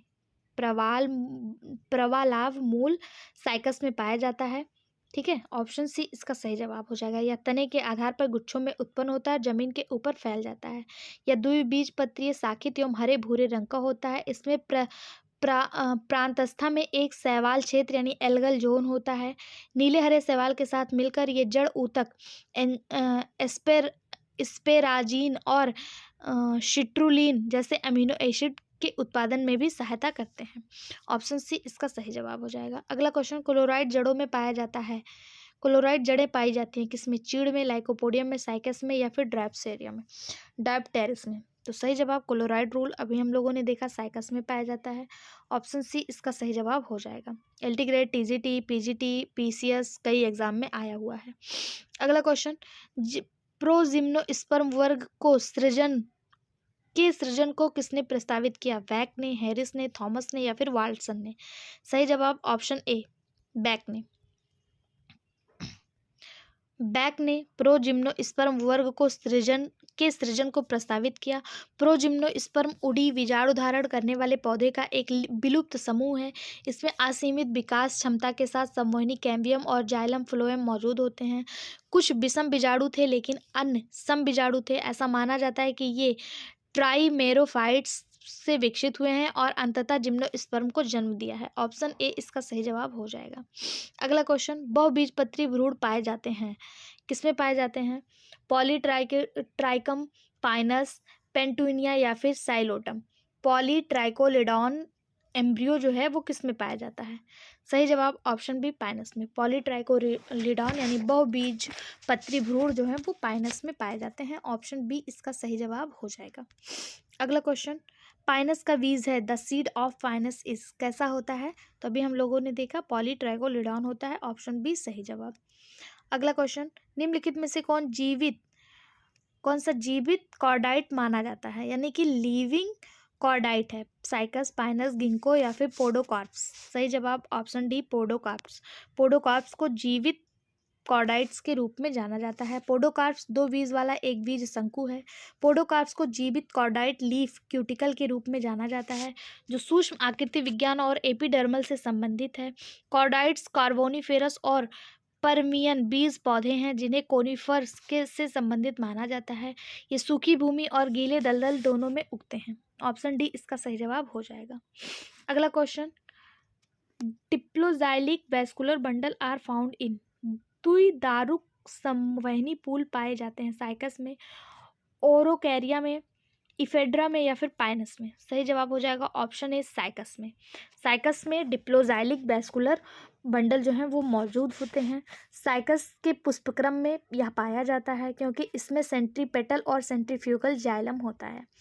सेंट्रीफ्यूगल जाइलम केंद्र की ओर मौजूद होता है या लीफ ट्रेस में देखा जाता है। जैसे ही लीफ ट्रेस लीफ में प्रवेश करते हैं और रैकिस अलग हो जाते हैं, सेंट्रीपेटल जाइलम दिखाई देने लगता है। ऑप्शन ए इसका सही जवाब हो जाएगा। अगला question, winged pollen grain are produced by, पंखीय परागकण बनते हैं साइकस में, नीटम में, पाइनस में या फिर एफेड्रा में। सही जवाब ऑप्शन सी पाइनस में। विंग्ड पॉलन ग्रेन जो हैं वो पाइनस में बनते हैं। ये पाइनस का प्रमुख लक्षण है। पौधों में परागकोश नर युग्मक होते हैं। परागण पौधे का नर गैमेटोफाइट या मेगा गैमेटोफाइट चरण है। ऑप्शन सी इसका सही जवाब हो जाएगा। अगला क्वेश्चन, फिर वही क्वेश्चन आ गया कि विंग्ड पॉलन ग्रेन किस में मौजूद होता है? तो देखिए 2004, 2005, 2013 टीजीटी बायोलॉजी में आया हुआ क्वेश्चन है और इसके साथ साथ ये पीसीएस 2002 में भी आया हुआ था, यूपी पीसीएस में। ठीक है, तो इसका जो सही जवाब था वो ऑप्शन सी था। पाइनस जो होता है ये विंग्ड पॉलन ग्रेन इसमें मौजूद होता है, जो बीज के को एक स्थान से दूसरे स्थान पर ले जाने में सहायता करते हैं। हवा के माध्यम से परागकण का दूसरे पौधों पर परागित होने की क्रिया को ही एमिनोफिली कहा जाता है। अगर पूछा जाए एमिनोफिली क्या है, तो जो पौधे का जो परागकण है ये उड़कर दूसरे पौधे पे चला गया हवा के माध्यम से, तो इसी को एमिनोफिली कहा जाता है। ठीक, अगला क्वेश्चन, किसमें यूरोस्पोंजिएट लघु बीजाणुधानियां एवं पार्श्व पक्षों युक्त परागकण पाए जाते हैं? Eusporangiate microsporangia containing wings pollen grain occurs in cycas, pinus, ephedra या फिर गिंको। तो इसका सही जवाब पाइनस, अभी हम लोगों ने देखा था। ऑप्शन बी इसका सही जवाब हो जाएगा। पाइनस में यूस्पोरेंजिया लघु बीजाणुधानी एवं पार्श्व पक्षों वाला युक्त जो है परागकण पॉलन ग्रेन पाया जाता है। अगला क्वेश्चन, द पाइनस परागकण का पंख है, the wings of Pinus pollen grain, जिसकी वजह से ये उड़कर एक जगह से दूसरे जगह जाता है, उसका विंग कौन सा है? एक्साइन, एक्सोइंटाइन या फिर इंटाइन या फिर इंटेगुमेंट्स। तो सही जवाब हो जाएगा ऑप्शन बी। ऑप्शन बी नहीं, ऑप्शन ए एक्साइन। इसका जो विंग है उसे एक्साइन कहा जाता है। एक्साइन एक पाइनस परागकण का पंख है। पाइनस के परागकणों में दो वायुथैलियां या पक्ष पाए जाते हैं। ठीक है, और इसका एक्साइन जो है ये इसका पंख कहलाता है। ठीक, अगला क्वेश्चन, निम्नलिखित में से किसमें वाहिकाएं पाई जाती हैं, यानी कि किसमें वेसल्स पाए जाते हैं? लाइकोपोडियम, एडिएंटम, साइकस या फिर एफेड्रा। सही जवाब ऑप्शन डी एफेड्रा। कुछ एफेड्रा की प्रजातियों में सामान्यतः कम ऊंचाई पर वाहिकाएं पाई जाती हैं। इन्हें अत्यंत शुष्क अल्पाइन स्थिति में अनुकूलन के रूप में माना जाता है। एफेड्रा प्रजातियों में वाहिका निर्माण की इस भिन्नता का अर्थ यह प्रतीत होता है कि एफेड्रा में काष्ठ निर्माण काफी परिवर्तनशील है। अगला क्वेश्चन, सबसे बड़े आकार का नर युग्मक पाया जाता है? माइनस, टेरिस, राइजोपस या फिर साइकस। सही जवाब ऑप्शन डी साइकस में सबसे बड़े आकार का मेल गैमेटोफाइट जो है वो पाया जाता है। मेल गैमेट जो है वो पाया जाता है। कितना बड़ा होता है? 180 से 210 माइक्रोमीटर। अगला क्वेश्चन, साइकस में माइकोस्पोरोफिल में माइकोस्पोरेंजिया उपस्थित हैं। स्पोरोफिल के कक्ष में, किनारे पर, अडेक्सियल सतह पर या फिर अबैक्सियल सतह पर। तो इसका जो सही जवाब हो जाएगा वो हो जाएगा ऑप्शन डी, अबैक्सियल सतह पर। ऑप्शन डी इसका सही जवाब हो जाएगा। साइकस के माइक्रोस्पोरोफिल और माइक्रोस्पोरेंजिया अबैक्सियल सतह पर उपस्थित होते हैं। ठीक, ऑप्शन डी इसका सही जवाब हो जाएगा। अगला क्वेश्चन, निम्नलिखित में से काष्ठों में कौन छिद्र रहित होगा? पाइनस वुड, साल वुड, सीसम वुड या फिर टीक वुड यानी सागौन वुड। इसका सही जवाब option A, Pinus would. Pinus would जो है ये काष्ठ छिद्र रहित होता है। देवदार की लकड़ी अच्छी और आर्थिक निर्माण परियोजना के लिए समान रूप से उपयोग की जाती है। इसे सॉफ्ट वुड ट्री भी माना जाता है। पाइनस रॉक भी जिसे चीड़ कहते हैं, पाइनस बल्चियाना जिसे कैल कहते हैं, इन सब की लकड़ी जो है बहुत फर्नीचर वगैरह के लिए जिम्मेदार होती हैं। अगला क्वेश्चन, पाइनस के एक स्त्री शंकु में कितने फल उत्पन्न होते हैं? How many fruits are produced by a single female cone of Pinus? सही जवाब ऑप्शन डी, इनमें से कोई भी नहीं। पाइनस एक अंडावृत्ति है, जिसका अर्थ है कि उसके पास केवल अंडाणु होते हैं परंतु अंडाशय नहीं होता है। ठीक, इसमें ओवरी जो है वो नहीं पाया जाता है, इसलिए इसमें फल जो होते हैं अनुपस्थित होते हैं और बीज जो होते हैं वो नग्न होते हैं। अगला क्वेश्चन, निम्नलिखित में से किस अंडावृत्ति में टेट्रास्पोरिक भ्रूणकोष पाए जाते हैं? नीटम, साइकस, एफिड्रा या फिर पाइनस? इसका सही जवाब जो हो जाएगा ऑप्शन ए हो जाएगा, नीटम। अंडावृत्ति नीटम में टेट्रास्पोरिक भ्रूणपोष उपस्थित होते हैं। नीटम मादा गैमेटोफाइट में वाहिकाओं की उपस्थिति और आर्किगोनियम की पूर्ण अनुपस्थिति को दर्शाता है, यानी कि इसमें जो आर्किगोनियम है वो पूर्णता अनुपस्थित होता है। आर्किगोनियम क्या है? आर्किगोनिया क्या है? तो फीमेल रिप्रोडक्टिव पार्ट है, ये इसमें अनुपस्थित होता है। ठीक, अगला क्वेश्चन, निम्नलिखित में से कौन सा एक लक्षण फर्न व साइकस में उभयनिष्ठ है? कौन सा लक्षण साइकस और फर्न दोनों में पाया जाता है? तो इसका सही जवाब हो जाएगा कुंडलित विन्यास व संयुक्त पत्ती। ये साइकस और फर्न दोनों में पाया जाता है। ऑप्शन सी इसका सही जवाब हो जाएगा। अगला क्वेश्चन, साइकस के पॉलन चैम्बर और आर्किगोनियल चैम्बर के मध्य का ऊतक क्या कहलाता है? तो इनके मध्य का ऊतक जो है वो न्यूक्लियस कहलाता है। ऑप्शन बी इसका सही जवाब हो जाएगा। साइकस के पॉलन चैम्बर और आर्किगोनियल चैम्बर यानी स्त्रीधानी कोष्ठ और पराग कोष्ठ के मध्य का जो ऊतक है, जो टिश्यू है, वो बीजांड का यानी न्यूक्लियस कहलाता है। न्यूक्लियस महाविजाणुपर्ण पीले कोमल यूनिमेटेड से ढका होता है। यह पैरेन्काइमल सेल का बना होता है और डिप्लॉयड यानी कि 2n होता है। ऑप्शन बी इसका सही जवाब हो जाएगा। आज की बॉटनी में कि in which geological period did the following plants come into existence? किस भूवैज्ञानिक अवधि में पुष्पीय पादप अस्तित्व में आए? डेवोनियन, परमियन, क्रिटेशियस या फिर कॉर्बनिफोरस? यूपीपीसीएस जीडीसी 2021 में आया हुआ क्वेश्चन। सही जवाब ऑप्शन सी, क्रिटेशियस। जीवाश्म प्रमाणों के अनुसार पुष्पीय पादपों का जो अस्तित्व है यानी कि जो फ्लावरिंग प्लांट हैं ये क्रिटेशियस काल में आए, जो मीसोजोइक युग का भाग है। पुष्पीय पादप यानी एंजियोस्पर्म शायद अभी तक डिस्कस नहीं हुआ है, इसको ख़त्म करने के बाद हम एंजियोस्पर्म ही लेकर आएंगे। ठीक है, जिम्नोस्पर्म के बाद ये वाला मैंने डिस्कस कर दिया। अगला टॉपिक आपका एंजियोस्पर्म ही होगा, आपको घबराने की ज़रूरत नहीं है। सारे टॉपिक जो हमारे पीजीटी लेवल तक के पूछे जाते हैं हम सबको कवर करेंगे। ठीक है, क्रिटेशियस काल में आया जो मीसोजोइक युग का भाग है। पुष्पीय पादप यानी कि एंजियोस्पर्म सभी भूमि पौधों में विविध हैं जो क्रिटेशियस अवधि यानी 145 से 66 मिलियन वर्ष पूर्व में अस्तित्व में आए थे। क्रिटेशियस काल में जैसे जैसे एंजियोस्पर्म विकसित हुए वैसे वैसे कीटों के कई आधुनिक समूह भी विकसित हुए जिन्हें एंजियोस्पर्म के विकास को गति दी। अब कीट का एंजियोस्पर्म में क्या भाग है? तो एंजियोस्पर्म फ्लावरिंग प्लांट हैं और फ्लावर में फर्टिलाइजेशन करने के लिए एक जगह से दूसरी जगह इनके जो गैमेटोफाइट्स वगैरह हैं उनको ले जाने के लिए व्हील्स वगैरह हैं एंथ्रीडियम और जो इनका वो होता है उसको ले जाने के लिए कीटों का महत्वपूर्ण योगदान रहा। ठीक है, तो ऑप्शन सी इसका सही जवाब हो जाएगा। पुष्पीय पादप जो है क्रिस्टेशियस काल में अस्तित्व में आए थे। अगला क्वेश्चन, किस भूवैज्ञानिक कल्प में आवृत्त बीजियों का उद्भव एवं विविधता घटित हुई? सही जवाब ऑप्शन सी क्रिस्टेशियस काल में हम लोगों ने देखा था जो एंजियोस्पर्म है ये इनकी जो है उद्भव एवं इनमें विविधता घटित हुई थी। ऑप्शन डी इसका सही जवाब हो जाएगा। अगला क्वेश्चन, अंडावृत्त बीजी किस भूगर्भिक एरा में प्रभावित वनस्पति के रूप में उपस्थित थे? यानी कि जिम्नोस्पर्म की बात की जा रही है। जो जिम्नोस्पर्म है वो किस में प्रभावित थे? जिस तरह एंजियोस्पर्म हमने क्रिस्टेशियस काल में देखा, जिम्नोस्पर्म का पूछा जा रहा है कि वो मीसोजोइक युग में थे, सीनोजोइक में थे, पेलियोजोइक में थे या इनमें से कोई नहीं। तो सही जवाब हो जाएगा इसका ऑप्शन है मेसोजोइक युग। अंडावृत्त यानी कि जिम्नोस्पर्म पौधे मीसोजोइक युग में प्रभावी वनस्पति के रूप में उपस्थित हुए थे। मेसोजोइक युग लगभग 245 बिलियन वर्ष पूर्व से 65 बिलियन वर्ष पूर्व तक चला था और इसके बाद 65 से लेकर इसके आगे जो था वो क्रिस्टेशियन युग चला था, जिसमें हमें जो है आवृत्त बीजी पौधे यानी कि एंजियोस्पर्म देखने को मिले थे।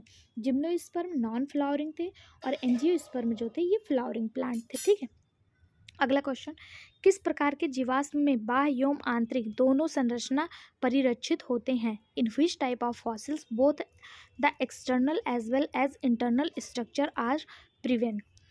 किसमें होते हैं? पेट्रिफिकेशन, स्यूडो फॉसिल्स, क्रैप्शन या फिर इनक्रेस्टेशन? सही जवाब ऑप्शन ए पेट्रिफिकेशन। जब कोई जीव पेट्रिफिकेशन से गुजरता है तो उसकी मूल संरचना धीरे धीरे खनिजों में बदल जाती है जब तक यह पूरी तरह से पत्थर से बन ना हो।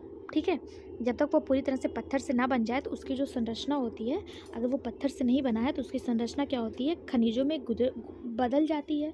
और यह किस प्रोसेस के द्वारा होता है? तो पेट्रिफिकेशन के द्वारा होता है। ठीक है, कई जीवाश्म पेट्रिफिकेशन का परिणाम है।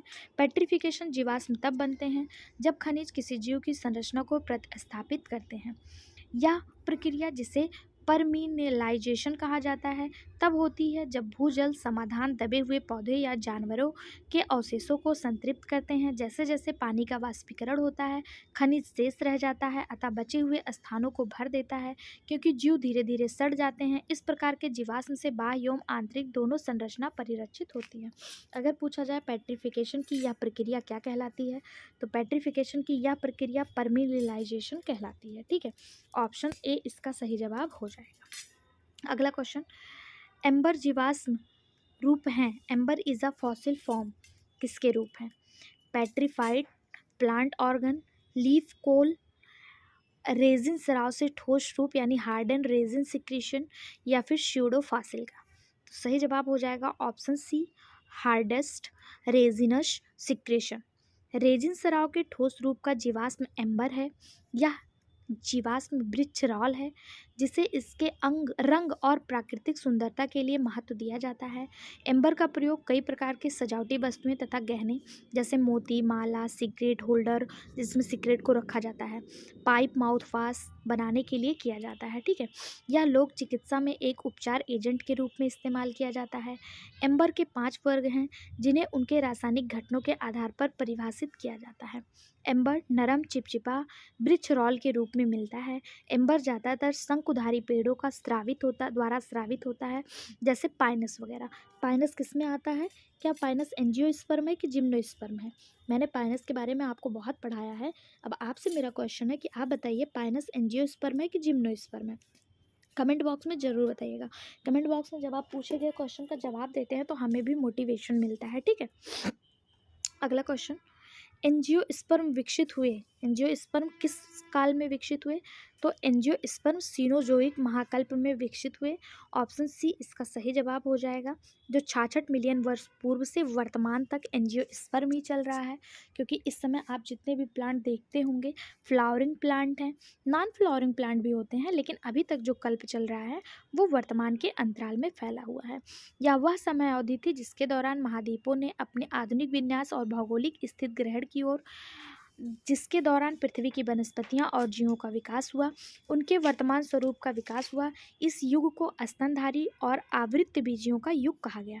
यानी कि अगर आपसे पूछा जाए कि मैमल्स का महाकल्प कौन सा है, मैमल्स एरा कौन सा है, तो इसी सीनोजोइक एरा को ही मैमल्स का एरा और आवृत्तबीजी यानी कि एंजियोस्पर्म का एरा दोनों ही कहा गया है। यहाँ पे देखिए एरा को बहुत अच्छे से चार्ट के माध्यम से समझाया गया है। इसका पीडीएफ आप हमारे टेलीग्राम चैनल से प्राप्त कर लीजिएगा और इस चार्ट को बहुत अच्छे से पढ़ के जाइएगा, ठीक है।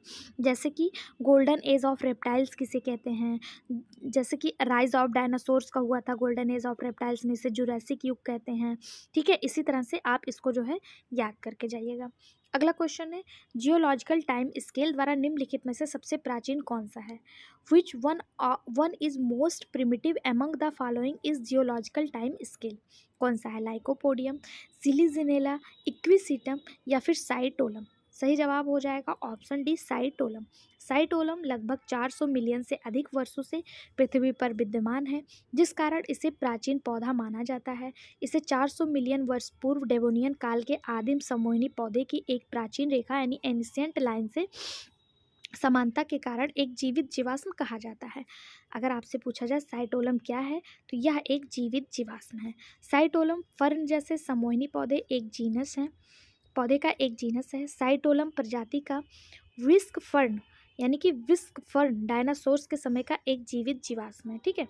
ऑप्शन डी इसका सही जवाब हो जाएगा। जिस समय डायनासोर हुआ करते थे उस समय का जीवित जीवाश्म है ये साइटोलम, ठीक है।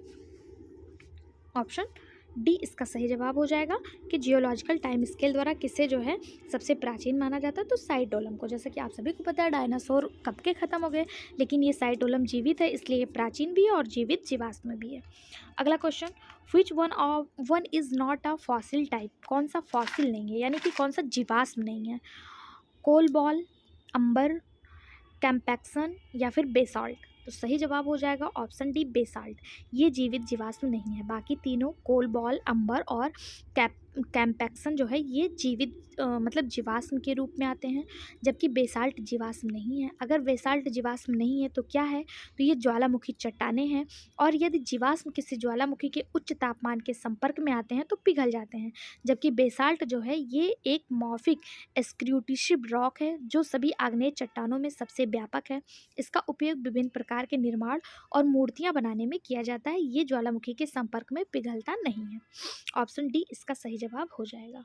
अगला क्वेश्चन, निम्नलिखित में से कौन सा पौधा पहले जीवाश्म अवस्था में जाना जाता था लेकिन बाद में इसे जीवित अवस्था में भी खोजा गया। यानी कि वो कौन सा पौधा था जो विलुप्त हो गया था, बाद में इसकी कुछ प्रजातियां जो हैं वो देखने को मिली। आरोकेरिया, साइकस, मेटासिकोया या फिर अगैथस। सही जवाब हो जाएगा ऑप्शन सी, मेटासिकोया। मेटासिकोया पहले जीवित जीवाश्म अवस्था में जाना जाता था, लेकिन बाद में जीवित अवस्था में भी इसे खोजा गया। मेटासिकोया एक पर्णपाती जिम्नोस्पर्म है। ध्यान दीजिएगा, ये एंजियोस्पर्म नहीं है, ये क्या है, जिम्नोस्पर्म है, ठीक है। मेटासिकोया को ही डॉन रेडवुड के नाम से भी जाना जाता है। यह एक तेजी से बढ़ने वाला पर्णपाती पेड़ है। इसे अक्सर जीवित जीवाश्म के रूप में वर्णित किया जाता है। इसकी एकमात्र जीवित प्रजाति जो है मेटासिकोया गिलप्टोस्ट्रोबोइड्स चीन के हुबोई प्रांत में पाई जाती है। 1944 में इसकी पुनः खोज के बाद यह एक लोकप्रिय सजावटी वृक्ष बन गया। अब देखिए मेटासिकोया का कॉमन नेम क्या है, तो इसे डॉन रेडवुड के नाम से जाना जाता है। ये पृथ्वी पर बिल्कुल विलुप्त हो गया था, लेकिन बाद में इसकी एक प्रजाति जो है मेटासिकोया गिप्लोस्ट्रोबोइड्स जो है ये चीन का एक प्रांत है हुबोई। इसको आप लोगों ने नाम सुना होगा, चीन के सभी प्रांतों का। कोविड काल में बहुत ज़्यादा चीन के प्रांत फेमस हुए थे, तो वहाँ पे जो है इस पौधे का खोज किया गया था। तब से ये जो है जीवाश्म नहीं बल्कि जीवित जीवाश्म के रूप में कंसीडर किया जाने लगा। 1944 में इसकी पुनः खोज हुई थी, ठीक है। अब ये सजावटी वृक्ष के रूप में यूज किया जाता है। अगला क्वेश्चन है, जुरेसिक काल के दौरान निम्नलिखित में से कौन सा पादप समूह पृथ्वी पर प्रभावित था। बेनेटी टेलस, कोनीफेरेलस, नेटल्स या फिर रेनेल्स। सही जवाब option A, bennettitales. Bennettitales Jurassic काल के दौरान ये जो है पृथ्वी पर वनस्पतियों में सबसे ज़्यादा प्रभावी था। यह बीज पौधा का विलुप्त क्रम है जो पहली बार पर्शियन काल में प्रकट हुआ। पर पर्मियन कहीं कहीं होता है, इसका जो सही प्रोनाउंसिएशन होता है ना पर्शियन होता है, ठीक है। पर्मियन कॉल में प्रकट हुआ, इसे साइकेडियो इट्स साइकोइड्स के रूप में जाना जाता है। यह पहली बार पर्मियन कॉल पर्मियन पीरियड में प्रकट हुआ था और क्रेस्टेशियस कॉल यानी क्रेस्टेशियस पीरियड के अंत में अधिकांश क्षेत्रों से विलुप्त हो गया। जुरासिक और अर्ली क्रिस्टेशियस के दोनों दौरान बेनेटी टेल्स व्यापक और प्रचुर मात्रा में थे। यह एक अंडावृत्ति पौधा है, ठीक है। अगला क्वेश्चन, पृथ्वी पर जीवन का पहला प्रमाण लगभग मिलता है। पृथ्वी पर जीवन का पहला प्रमाण कब मिलता है? तो पृथ्वी पर 3.5 बिलियन ईयर्स पहले जीवन का पहला प्रमाण मिलता है। शुरुआती जीवन के रूप में सर्वज्ञात है कि वो सूक्ष्म जीव थे। अगर पूछा जाए सबसे पहला जिस जीव को खोजा गया वो क्या था, तो सबसे पहले क्वेसर वेट नामक एक कोशिका थी। क्वेसर वेट नामक एक कोशिका थी जिसको जो है पहले जीवित मतलब लिविंग के रूप में खोजा गया था। ये एक सूक्ष्म जीव था जो तालाब यानी कि पॉन्ड में मिला था। इसकी जिन्होंने पुरानी चट्टानों में अपनी उपस्थिति के संकेत छोड़े थे और पुरानी चट्टानों में भी मिला था। संकेतों में एक प्रकार का कार्बन अणु है जो जीवित जीवों को द्वारा निर्मित होता है, ठीक है। और उसके बाद इसका क्या नाम था सूक्ष्म जीव का? तो क्वेसर वेट नामक कोशिका थी, ठीक। अगला क्वेश्चन है, life originate in the era. जीवन की उत्पत्ति का महाकल्प कौन सा है? तो जीवन की जो उत्पत्ति है वो प्री कैम्बियम कॉल से मानी जाती है। ऑप्शन ए इसका सही जवाब हो जाएगा, ठीक है। अगला है, प्रोकैरियोटिक सूक्ष्म जीवों की आयु क्या है? Which is the age of prokaryotic microbes. जो प्रोकैरियोटिक सूक्ष्म जीव हैं वो मतलब इनकी उत्पत्ति कब से हुई? तो जब लाइफ की उत्पत्ति प्री कैम्बियम काल से हुई तो लाइफ में सबसे पहले प्रोकैरियोटिक जीव आए जो अल्प विकसित थे, यानी कि जिसमें न्यूक्लियस, प्रो मतलब होता है प्रिमिटिव और कैरियॉन्स मतलब होता है न्यूक्लियस, जिसमें न्यूक्लियस जो थे वो अल्प विकसित थे, प्रिमिटिव टाइप के थे। तो इसी को प्री कैम्बियम युग के नाम से जाना गया। वर्तमान फेनेरोजोइक युग से पहले स्थापित पृथ्वी के इतिहास का सबसे प्रारंभिक भाग था, ठीक है। ऑप्शन ए इसका सही जवाब हो जाएगा। अगला क्वेश्चन है, the remains of Archaeozoic era contain evidence. आगजीवा यानी आर्कीजोइक एरा में पाया जाने वाले अवशेष प्रमाण दर्शाते हैं किसके? मतलब आर्कीजोइक युग में कोई भी जीव नहीं था, या फिर बैक्टीरिया और एल्गी प्रेजेंट थे, आर्कीजोइक में ब्रायोफाइटा प्रेजेंट थे, या फिर टेरिडोफाइटा प्रेजेंट थे। इसका जो सही जवाब हो जाएगा, आर्कीजोइक युग में बैक्टीरिया और एल्गी जो थे, ब्लू ग्रीन एल्गी, ये प्रेजेंट थे, ठीक है। आर्कीजोइक कल्प में पाए जाने वाले अवशेष जो हैं उससे प्रमाण मिलता है कि जीवाणु और शैवाल जो हैं इस युग में प्रेजेंट थे। आर्कीजोइक युग 3.8 मिलियन से 2.5 बिलियन वर्ष तक फैला रहा।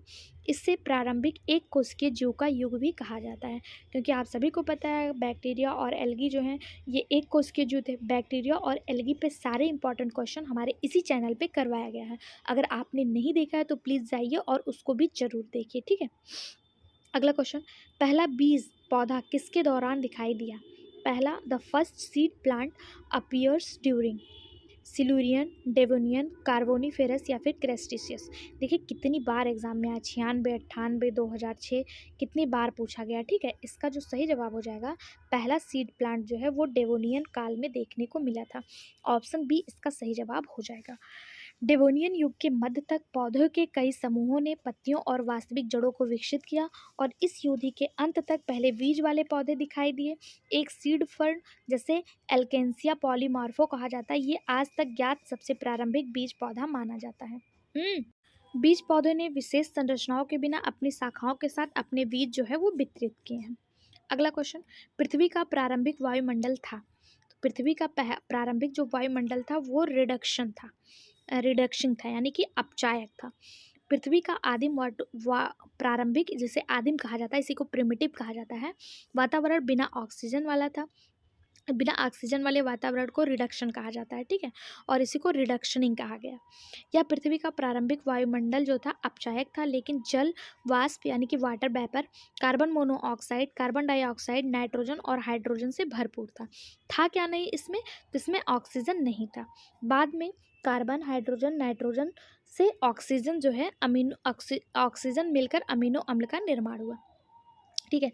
देखिए जल वाष्प था यानी कि H2O था, कार्बन मोनोऑक्साइड था यानी कि CO3 था, कार्बन डाइऑक्साइड था यानी CO2 था, और इसके अलावा क्या था?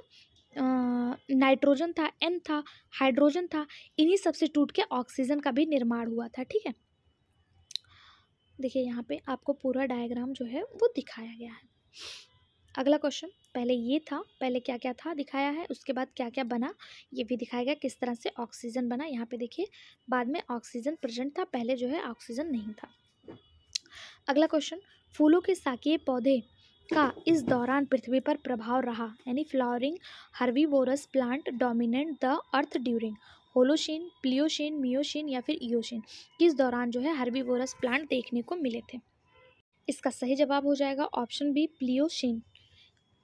ये पीडीएफ ना अच्छे से एडिट नहीं हो पाया, इसलिए आपको इस तरह दिख रहा है, बाकी सारे पीडीएफ आपको बहुत अच्छे से प्रोवाइड करवाए गए हैं। ठीक है, प्लियोसीन युग का प्रारंभ लगभग 51 लाख वर्ष पूर्व तथा इसकी अवधि लगभग 31 लाख वर्ष पूर्व थी। इस समय जलवायु अधिक ठंडी थी, ठंड के कारण घने जंगल नष्ट होने लगे, काष्ठीय पादपों के स्थान पर कोमल शाकीय यानी हर्बीवोरस, पुष्पित तथा एक बीजपत्रीय पादपों का प्रभुत्व स्थापित हो गया। तो हर्बीवोरस प्लांट जो है किस समय आए थे? प्लियोशीन युग में आए थे। ऑप्शन बी इसका सही जवाब हो जाएगा। अगला क्वेश्चन, जीवाश्म निर्माण की प्रक्रिया में निम्नलिखित में से कौन सा सिद्धांत लागू हुआ? रिप्लेसमेंट थ्योरी, इन या फिर इनफिल्ट्रेशन थ्योरी। तो इसका सही जवाब हो जाएगा ऑप्शन सी, बोथ। जीवाश्म निर्माण की प्रक्रिया में रिप्लेसमेंट थ्योरी और इनफिल्ट्रेशन थ्योरी दोनों ही जो हैं वो शामिल हुए थे। जीवों या अनेक अंगों का जीवाश्म के रूप में संरक्षण की प्रक्रिया जीवाश्म निर्माण यानी फॉसिलराइजेशन कहलाता है। इसमें दोनों सिद्धांत, रिप्लेसमेंट सिद्धांत और इनफिल्ट्रेशन सिद्धांत, दोनों ही सहायक हैं। रिप्लेसमेंट सिद्धांत के अनुसार मृदा विलयन में खनिजों के अणुओं द्वारा पौधों के मूल पदार्थों के अणुओं के स्थान पर एक एक करके जीवाश्मीकरण होता है, और इनफिल्ट्रेशन सिद्धांत के अनुसार कोशिका भित्ति के माध्यम से खनिजों के इनफिल्ट्रेशन और प्रेसिपिटेशन के परिणाम स्वरूप जीवाश्मीकरण होता है। ठीक है, यानी कि फॉसिलराइजेशन होता है। तो दोनों ही इसका सही जवाब है। अगला क्वेश्चन, जीवाश्म वनस्पति का अध्ययन करने के लिए भारत का सबसे अच्छा स्थल कौन सा है? तो सबसे पुराना जो है भारत में पहाड़ वो अरावली है, और ये सबसे पुराना है, तो सिंपल सी बात है यहाँ पे जो है जीवाश्म वनस्पति का अध्ययन, यहाँ पे बहुत अच्छे से जीवाश्म, पुराने जीव जंतु, पुराने जो मतलब प्लांट हैं वो मिल जाएंगे, क्योंकि ये सबसे पुराना पर्वत है। तो ये ए जो है इसका बिल्कुल सही जवाब हो जाएगा। ठीक है, अरावली पे इस समय बहुत ज़्यादा विवाद छिड़ा हुआ है। आप लोगों ने देखा होगा कि अरावली को काटने के लिए किस तरह से इस पर विवाद हाई कोर्ट के फैसले से छिड़ गया था। तो ये क्वेश्चन आपके लिए इम्पॉर्टेंट हो जाता है, क्योंकि एग्ज़ाम में हमेशा करंट से रिलेट करके ही क्वेश्चन पूछा जाता है। ठीक है, सबसे पुरानी पर्वतमाला भारत की कौन सी है? तो अरावली है। इसी पे रायसीन की पहाड़ियों पे हमारा जो प्रेसिडेंट हाउस है वो बना हुआ है। ठीक है, अरावली के बारे में अगर आपको कुछ भी पता है तो आप कमेंट बॉक्स में हमें ज़रूर बताइएगा। ओके, अगला क्वेश्चन है, निम्नलिखित में से किस चट्टान में पुरातन संवहनीय पौधे पाए जाते हैं? In which of the following rocks the earliest vascular plant have been discovered? देखिए, आप लोग सोच रहे होंगे कि मैं इतना धीरे क्यों बोल रही हूँ, तो मेरी तबीयत थोड़ी सी ठीक नहीं है, इसलिए जो है मैं इतना धीरे से बोल रही हूँ। ठीक है, इतना आराम से, और आपका एग्ज़ाम पास में है, इसलिए मैं मतलब क्लास मिस भी नहीं करना चाहती, इसलिए जो है मैं आराम आराम से पढ़ा रही हूँ। अगर ज़्यादा तेज़ पढ़ा दूँगी तो खांसी आने लगेगी ज़्यादा तेज़ बोलने पे, और फिर नेक्स्ट वीडियो नहीं बन पाएगा, जिससे क्योंकि मेरा गला दर्द स्टार्ट हो जाएगा। तो आई होप सो आप लोग समझ रहे होंगे और एडजस्ट कर लीजिए। ठीक है, थोड़ा बहुत क्वेश्चन है, हमने पढ़ा कि in which of the following rocks the earliest vascular plant have been discovered? Early Cambrian, early Devonian, मध्य क्रेस्टेशियस या फिर सिलूरियन? तो सही जवाब हो जाएगा ऑप्शन डी, सिलूरियन। पुरातन समोनीय पौधे जो हैं वो सिलूरियन एज में देखने को मिले थे। पीजीटी बॉटनी 2003 और यूपी पीसीएस प्री 1995 में पूछा गया क्वेश्चन है। सिलूरियन काल के चट्टानों में पुरातन समोनीय पौधे यानी अर्लियर वैस्कुलर प्लांट की खोज हुई। इस काल में जीवों का समुद्र से स्थल पर पदार्पण हुआ, यानी जो जीव हैं वो समुद्र से स्थल पर आने लगे। रीढ़ वाले जीव यानी जिसमें बैकबोन पाए गए वो जीव मिले, इसी कारण इसे रीढ़ वाले जीवों का काल यानी कि एज ऑफ वर्टिब्रेट्स कहा जाता है। वर्टिब्रेट्स, नॉन वर्टिब्रेट्स सारे जो हैं जैसे कि पोरीफेरा, सिलेंट्रेटा, प्लेटीहेल्मिन्थेस, सब पे इम्पॉर्टेंट क्वेश्चन हमने इसी चैनल पे एनिमल किंगडम के नाम से कराया हुआ है। अगर आपने उनको नहीं देखा है तो प्लीज़ उन वीडियो को भी ज़रूर देखें, क्योंकि वो भी इतने ही इम्पॉर्टेंट है जितने कि ये। वो आपको बायोलॉजी यानी कि जूलॉजी की क्लासेस में वो मिल जाएंगे। ठीक है, ठीक है। अब आपसे पूछ लिया जाए सिल्यूरियन काल में कौन आता है, तो सिल्यूरियन काल में एज ऑफ वर्टिब्रेट्स यानी वर्टिब्रेट्स को रखा गया है, जिसमें मछली और मेढक भी आते हैं। वर्टिब्रेट्स में हम मैमल्स भी आते हैं। ठीक है, वर्टिब्रेट्स को 5 भागों में बांटा गया, जिसमें स्पीसीज जिसे पीसीज कहा गया, पीसीज यानी कि फिशेस, एवीज यानी कि बर्ड्स, और रेप्टाइल्स यानी कि जो रेंगने वाले जीव हैं, एम्फीबियंस जैसे मेढक, और मैमल्स। वर्टिब्रेट्स को 5 भागों में बांटा गया। ठीक है, और इन्हीं के काल को सिल्यूरियस काल कहा गया। अगला question, fossilization is also known by the name, जीवाश्मीकरण का दूसरा नाम क्या है? जीवाश्मीकरण का जो दूसरा नाम है वो प्रिजर्वेशन है। ऑप्शन सी इसका सही जवाब हो जाएगा। जीवाश्मीकरण का दूसरा नाम प्रिजर्वेशन है। टिंडलाइजेशन के अंतर्गत जल में प्रकाश का प्रवेश होता है, जिसे टिंडल इफेक्ट कहते हैं, जो यहाँ पे दिया हुआ ऑप्शन डी में। टिंडल इफेक्ट क्या होता है? जब कोई जल, जैसे कोई बीकर है, इसमें जल भरा हुआ है और इसमें जब आप टार्च वगैरह जलाते हैं तो ये पूरे पानी में फैल जाता है, इसी को टिंडल इफेक्ट के नाम से कहा जाता है। ठीक है, और एक्लोमेटाइजेशन जो है, एक्लोमेटाइजेशन जो पहले पे दिया है, यह एक ऐसी प्रक्रिया है जहाँ एक जीव तापमान, ऊंचाई, आर्द्रता, पीएच, प्रकाश, लवणता, दाब और कुछ रसायनों की उपस्थिति के संबंध में अपने पर्यावरण के परिवर्तन को एडजस्ट करता है। ठीक है, यह एक अनुकूलन की प्रक्रिया यानी एडॉप्टेशन की प्रक्रिया है, एक्लोमेटाइजेशन। और बात करें पाश्चुराइजेशन की, तो इसके बारे में आप सभी ने सुना होगा। यह हीट ट्रीटमेंट प्रक्रिया है। इसमें जैसे आपने दूध को देखा होगा, दूध जो पैकेट में आता है ये ख़राब नहीं होता। क्यों नहीं होता है? क्योंकि यह पाश्चुराइजेशन प्रक्रिया से गुजरता है। पाश्चुराइजेशन प्रक्रिया क्या है? किसी चीज़ को बहुत उच्च तापमान पे गर्म करके उसके सूक्ष्म जीवों को नष्ट कर लिया जाता है और अचानक से इसको ठंडा कर दिया जाता है। ठीक है, इसी प्रक्रिया को पाश्चुराइजेशन प्रक्रिया कहते हैं। बाकी इसका सही जवाब जीवाश्मीकरण का दूसरा नाम प्रिजर्वेशन है। ऑप्शन सी इसका सही जवाब हो जाएगा। अगला क्वेश्चन है, फॉसिल्स आर फाउंड इन, जीवाश्म पाए जाते हैं आग्नेय सेल में, क्वार्टर्स में, मिट्टी में या औषधि सेल में? तो इसका सही जवाब हो जाएगा सेडिमेंट्री रॉक। ऑप्शन डी इसका सही जवाब हो जाएगा। जीवाश्म जो है वे सेडिमेंट्री रॉक में पाए जाते हैं। जीवाश्म औषधि सेलों में पाए जाते हैं। औषधि सेलों का निर्माण नदियों द्वारा लाए गए अवक्षेपों से होता है, जिसमें जीवों के जीवाश्म पाए जाते हैं। सेलों के टूटने फूटने और एक स्थान पर जमा होने की प्रक्रिया से अवसादी सेलों का निर्माण होता है।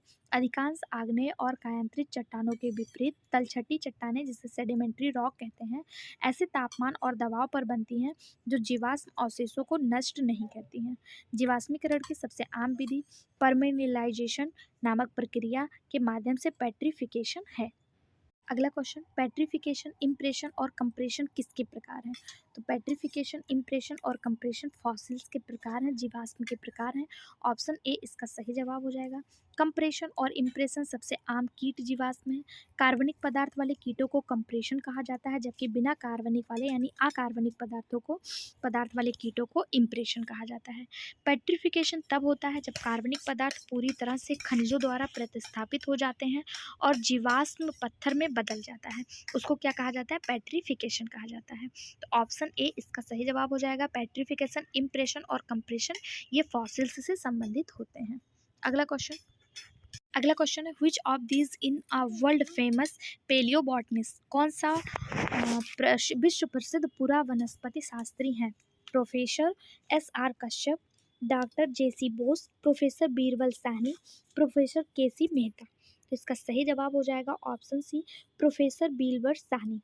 ये जो है विश्व प्रसिद्ध पेलियोबॉटनिस्ट हैं। अगर आपसे पूछा जाए बीरबल साहनी कहाँ पे, मतलब इनके नाम पे एक संस्था है, बीरबल साहनी संस्था कहाँ पे है? तो यह उत्तर प्रदेश के लखनऊ में स्थित है। ठीक है, ऑप्शन सी इसका सही जवाब हो जाएगा। प्रोफेसर बीरबल साहनी विश्व प्रसिद्ध वनस्पति विज्ञान शास्त्री हैं। इन्होंने लखनऊ में Birbal Sahni institute of palaeobotany की स्थापना की। यही आपसे पूछा जाता है कहाँ पे है? Birbal Sahni institute of palaeobotany, तो यह लखनऊ में है। और कब स्थापित हुआ? 1946 में स्थापित हुआ। इनकी मृत्यु 1949 में हुई। इनका प्रमुख योगदान भारत के जीवाश्म पौधों के अध्ययन और पौधों के विकास में था। साहनी ने नेफ्रा लैप्सिस, नीफोबोलस, टेक्सस साइलोटम, मैरीसेटिस और एक्मोपाइल सहित जीवित पौधों की प्रजातियों पर विकासवादी प्रवृत्तियों को भौगोलिक वितरण की जांच की थी। ऑप्शन सी इसका सही जवाब हो जाएगा। अब देखिए वही क्वेश्चन टीजीटी और एलटी ग्रेड दोनों में पूछा गया कि Birbal Sahni institute of palaeobotany कहाँ है, तो ये उत्तर प्रदेश की राजधानी लखनऊ में है। ऑप्शन बी इसका सही जवाब हो जाएगा। अगला क्वेश्चन, पेलियोबॉटनी शोध संस्था कहाँ पे है, तो पेलियोबॉटनी शोध संस्था वही professor Birbal Sahni palaeobotany institute कहाँ पे है, लखनऊ में है। ऑप्शन डी इसका सही जवाब हो जाएगा। अगला क्वेश्चन, भारतीय पुरा वनस्पति के जनक कौन है, बीरबल साहनी, पी महेश्वरी, केसी मेहता या एस आर कश्यप, तो सही जवाब कि इंडियन पेलियोबॉटनिस्ट जो है वो ऑप्शन ए बीरबल साहनी है। ठीक है, पी महेश्वरी कौन है, तो ये एम्ब्रियोलॉजी से संबंधित है। केसी मेहता प्लांट पैथोलॉजी और एस आर कश्यप ब्रायोलॉजी से संबंधित है। ओके, अगला क्वेश्चन, वनस्पति विज्ञान की वह शाखा जो विलुप्त पौधों को बताती है को कहा जाता है, यानी कि जिसमें पौधे विलुप्त हो गए उसके बारे में वनस्पति विज्ञान की कौन सी शाखा बताती है। पहला दिया साइटोलॉजी। साइटोलॉजी के अंतर्गत हम लोग कोशिका का अध्ययन करते हैं, सेल का अध्ययन करते हैं। पैलियोबॉटनी जीवाश्म वनस्पति विज्ञान, यही जो है जो विलुप्त हो गए हैं उनके जीवाश्म के बारे में पैलियोबॉटनी में जो है हमें जानने को मिलता है। मॉर्फोलॉजी या आकृति विज्ञान है, यानी इसमें प्लांट की, ह्यूमन की मॉर्फोलॉजी, सेल्स की मॉर्फोलॉजी, टिश्यू की मॉर्फोलॉजी के बारे में पढ़ते हैं।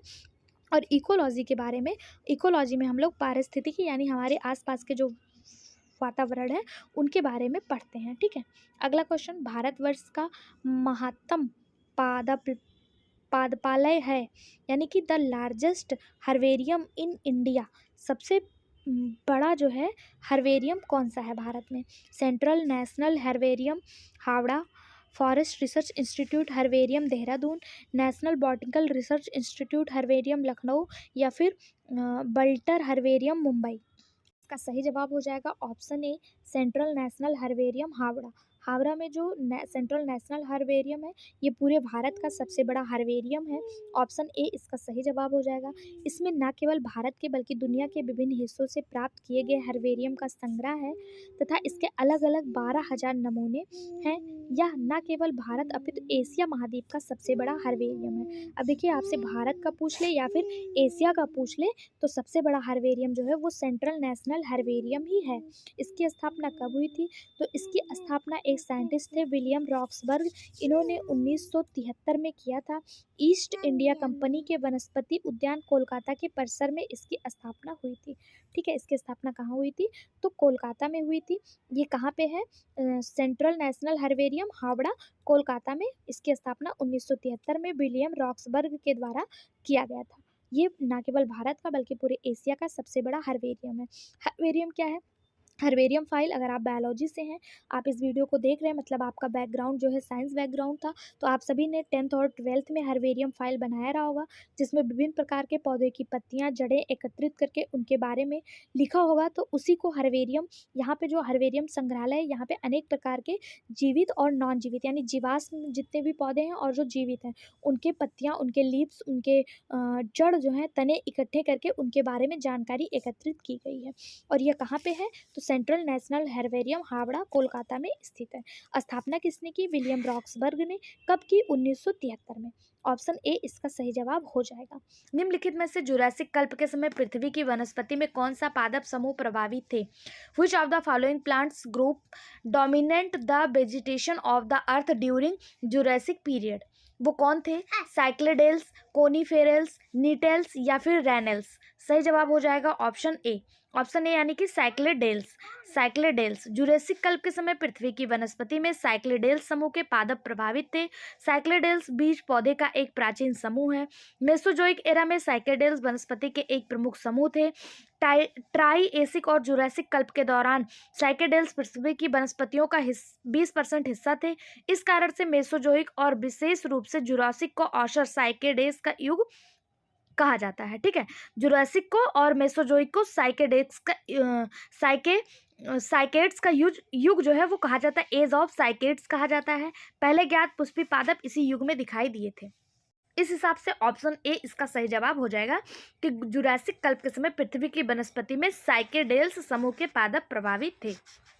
अगला क्वेश्चन, निम्नलिखित में से जिम्नोस्पर्म में किसमें द्विनिषेचन होता है?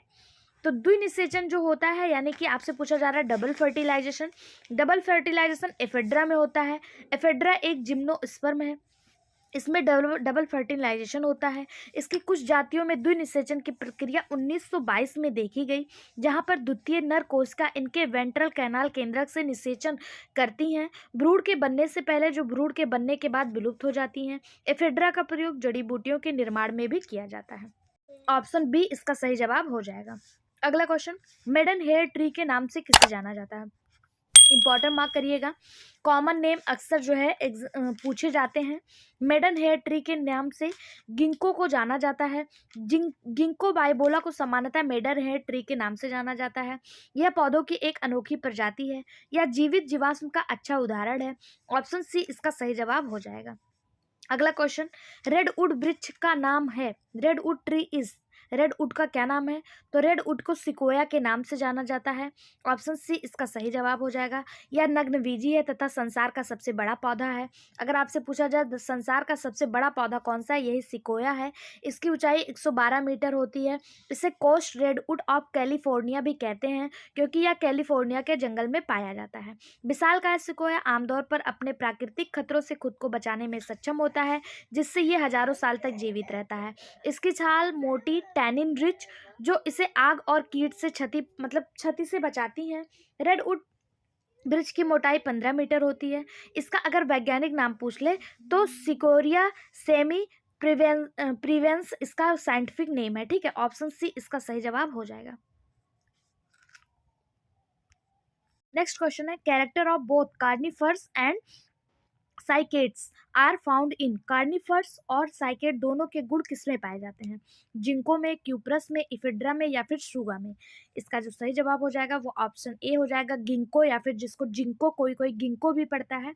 इसमें कार्निफर्स और साइकेड्स दोनों के ही गुण पाए जाते हैं।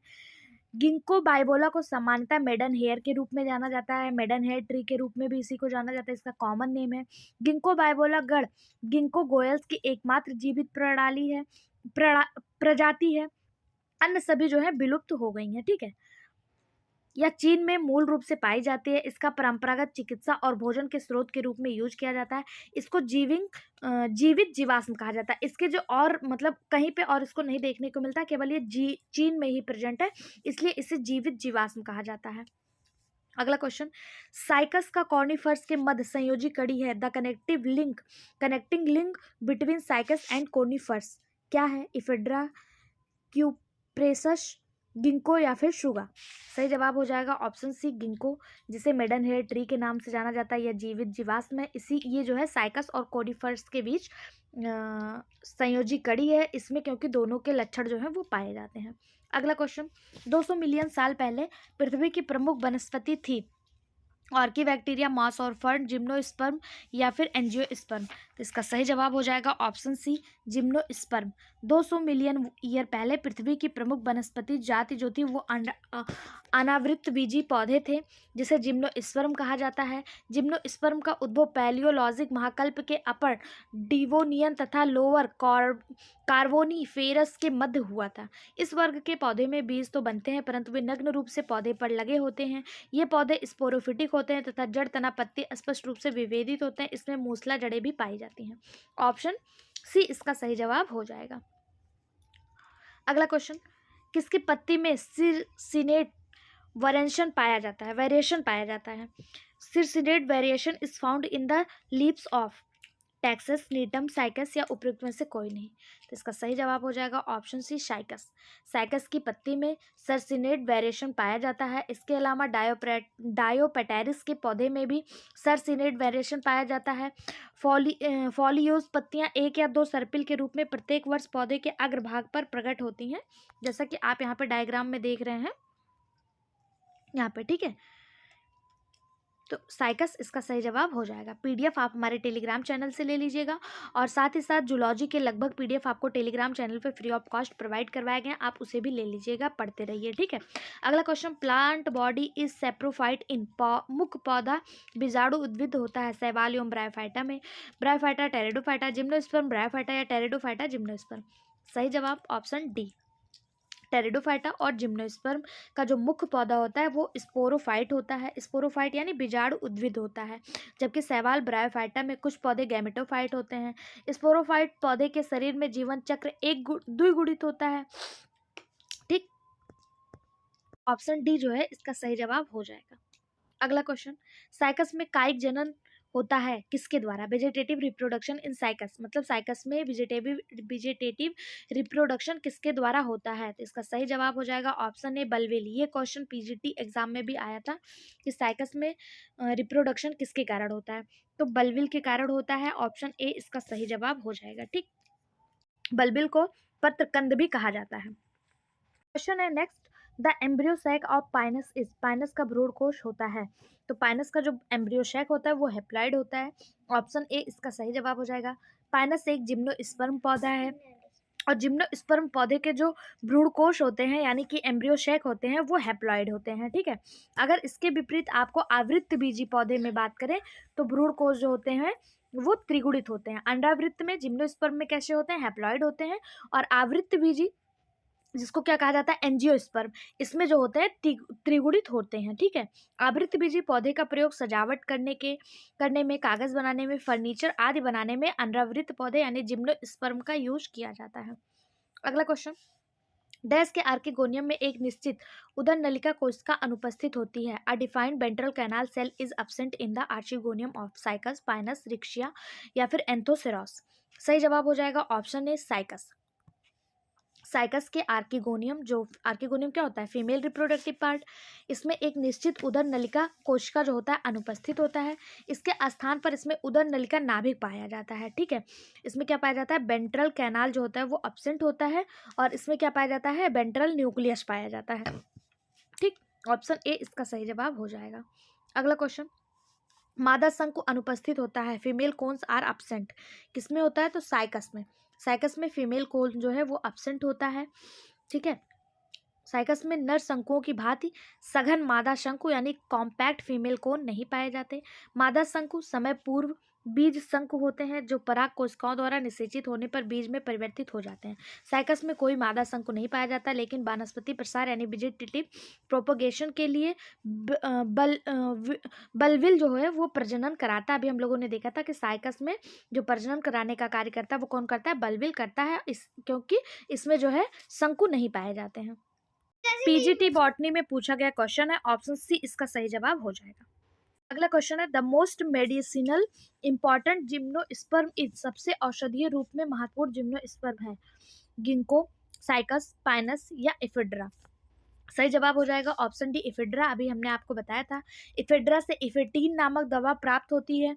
इसके एशियाई जाति इफिड्रा जिरार्डियाना से प्राप्त किया जाता है। ये एक मेडिसिनल प्लांट है। मैंने आपको इसके पहले के भी क्वेश्चन में बताया था कि इफिड्रा औषधीय प्लांट है, ठीक है। उसका जो उपयोग है, जो एफेड्रिन प्राप्त होता है, ये खांसी और जुखाम के दवा के रूप में यूज किया जाता है। अगला question, the endosperm is a gametophytic tissue is, gymnosperm, angiosperm, pteridophyte या फिर ब्रायोफाइट। एंडोस्पर्म यानी भ्रूणपोष, इनमें से किसकी एक गैमेटोफाइट होती है? तो सही जवाब ऑप्शन है जिम्नोस्पर्म। जिम्नोस्पर्म के जो एंडोस्पर्म होते हैं ये गैमेटोफाइट होते हैं। ऑप्शन ए इसका सही जवाब हो जाएगा। अगला question, the albuminous cell occurs in, albuminous कोशिकाएं उपस्थित होती हैं। Hydrophytes, basal of dicot, monocot या फिर जिम्नोस्पर्म, किसमें जो है एल्बुमिनस सेल जो है वो प्रेजेंट होता है? सही जवाब option D, gymnosperm. Albuminous cells companion कोशिकाओं की तरह होती हैं। ये कोशिकाएं सीप ट्यूब सीप सेल्स के साथ उपस्थित होती हैं। एल्बुमिनस सेल्स केवल बीज रहित, समवहनी और अनावृत पौधे यानी जिम्नोस्पर्म में पाए जाते हैं। कोशिकाओं में प्रोटीन एल्बुमिन भी होता है, तो ऑप्शन डी इसका सही जवाब हो जाएगा। अगला क्वेश्चन, सही कथन को चिन्हित कीजिए। 4 कथन दिए हैं, 2 ही दिए हैं, पूछा कौन सा इसमें से सही है। पहला दिया है पाइनस के लघु बीजाणु पंख युक्त होते हैं, यानी microspore of Pinus is winged. दूसरा दिया है microspore of Cycas are boat shape, यानी जो साइकस के लघु बीजाणु हैं वो नावनुमा यानी बोट शेप के होते हैं। पूछा कौन सा सही है, दोनों सही है या दोनों गलत हैं, तो इसका सही जवाब हो जाएगा ऑप्शन सी, दोनों सही है। पाइनस के जो माइक्रोस्पोर्स होते हैं वो विंग्ड होते हैं यानी पंख युक्त होते हैं, और साइकस के जो माइक्रोस्पोर होते हैं वो नाव के आकार के होते हैं। ठीक है, साइकस के जो शुक्राणु होते हैं, स्पर्म होते हैं, वो सबसे बड़े होते हैं। तो ऑप्शन सी इसका सही जवाब हो जाएगा कि दोनों ही सही है। अगला question, algal zone is characteristic of, शैवाल जोन इनमें से किसकी विशेषता है? Normal roots of cycas, root of pinus, stem of cycas या फिर क्लोराइड रूट ऑफ साइकस। सही जवाब option D, coralloid root of cycas. शैवाल जोन साइकस के क्लोराइड जड़ों की विशेषता है। ऑप्शन डी इसका सही जवाब हो जाएगा। साइकस की क्लोराइड जड़ें जो है क्लोराइड रूट में बहुत से ब्लू ग्रीन एल्गी जैसे नॉस्टॉक, एनोविना ये सब पाए जाते हैं, जो सहजीवी रूप से वास करते हैं। इस भाग को शैवालीय क्षेत्र कहते हैं। यहाँ उपस्थित शैवाल नाइट्रोजन स्थिरीकरण यानी नाइट्रोजन फिक्सेशन करते हैं। ऑप्शन डी इसका सही जवाब हो जाएगा। पीजीटी बायोलॉजी 2005 में आया हुआ क्वेश्चन है। ठीक है, अगला क्वेश्चन है, the number of prothallial cell is the male gametophyte of Pinus is. Pinus के नर युग्मोद्भिद में प्रोथैलियल कोशिकाओं की संख्या कितनी है? सही जवाब ऑप्शन सी, 2। पाइनस के मेल गेमेटोफाइट में प्रोथैलियल कोशिकाओं की संख्या 2 होती है। पाइनस के नर गेमेटोफाइट की शुरुआत में 3 कोशिकाएं हैं, एक एंडेथीरियल और 2 प्रोथैलियल।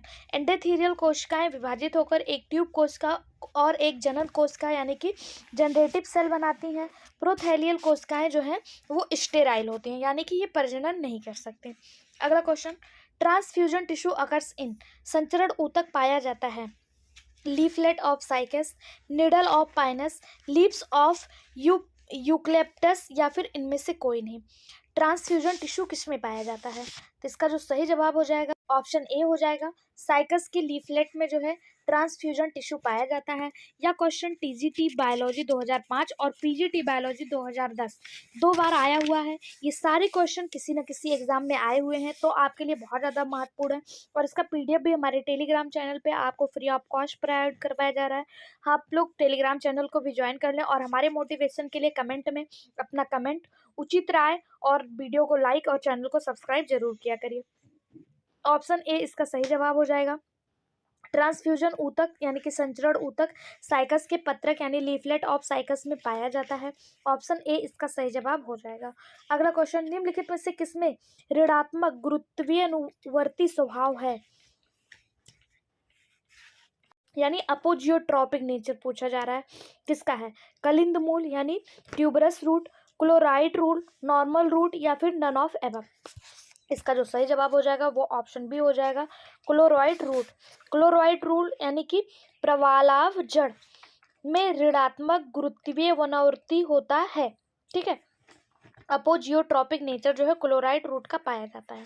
बात करें अगर साइकस के रूट की, तो साइकस के पौधे में एक मोटी प्राथमिक मूसला जड़ें होती हैं जिसमें अनेक शाखित पार्श्व जड़ें निकलती हैं। इसकी कुछ शाखाएं भूमि की सतह के पास आ जाती हैं, जिसमें बार बार डाइकोटोमी होने के कारण छोटे छोटे बंच बन जाते हैं जो कोरल की भांति प्रतीत होते हैं। इन जड़ों को कॉर्टेक्स में एनाविना, नॉस्टॉक जैसे वीजीए यानी ब्लू ग्रीन एल्गी होते हैं जो नाइट्रोजन स्थिरीकरण का कार्य करते हैं। इन जड़ों को प्रवाल्व या फिर क्लोराइड जड़ें कहते हैं।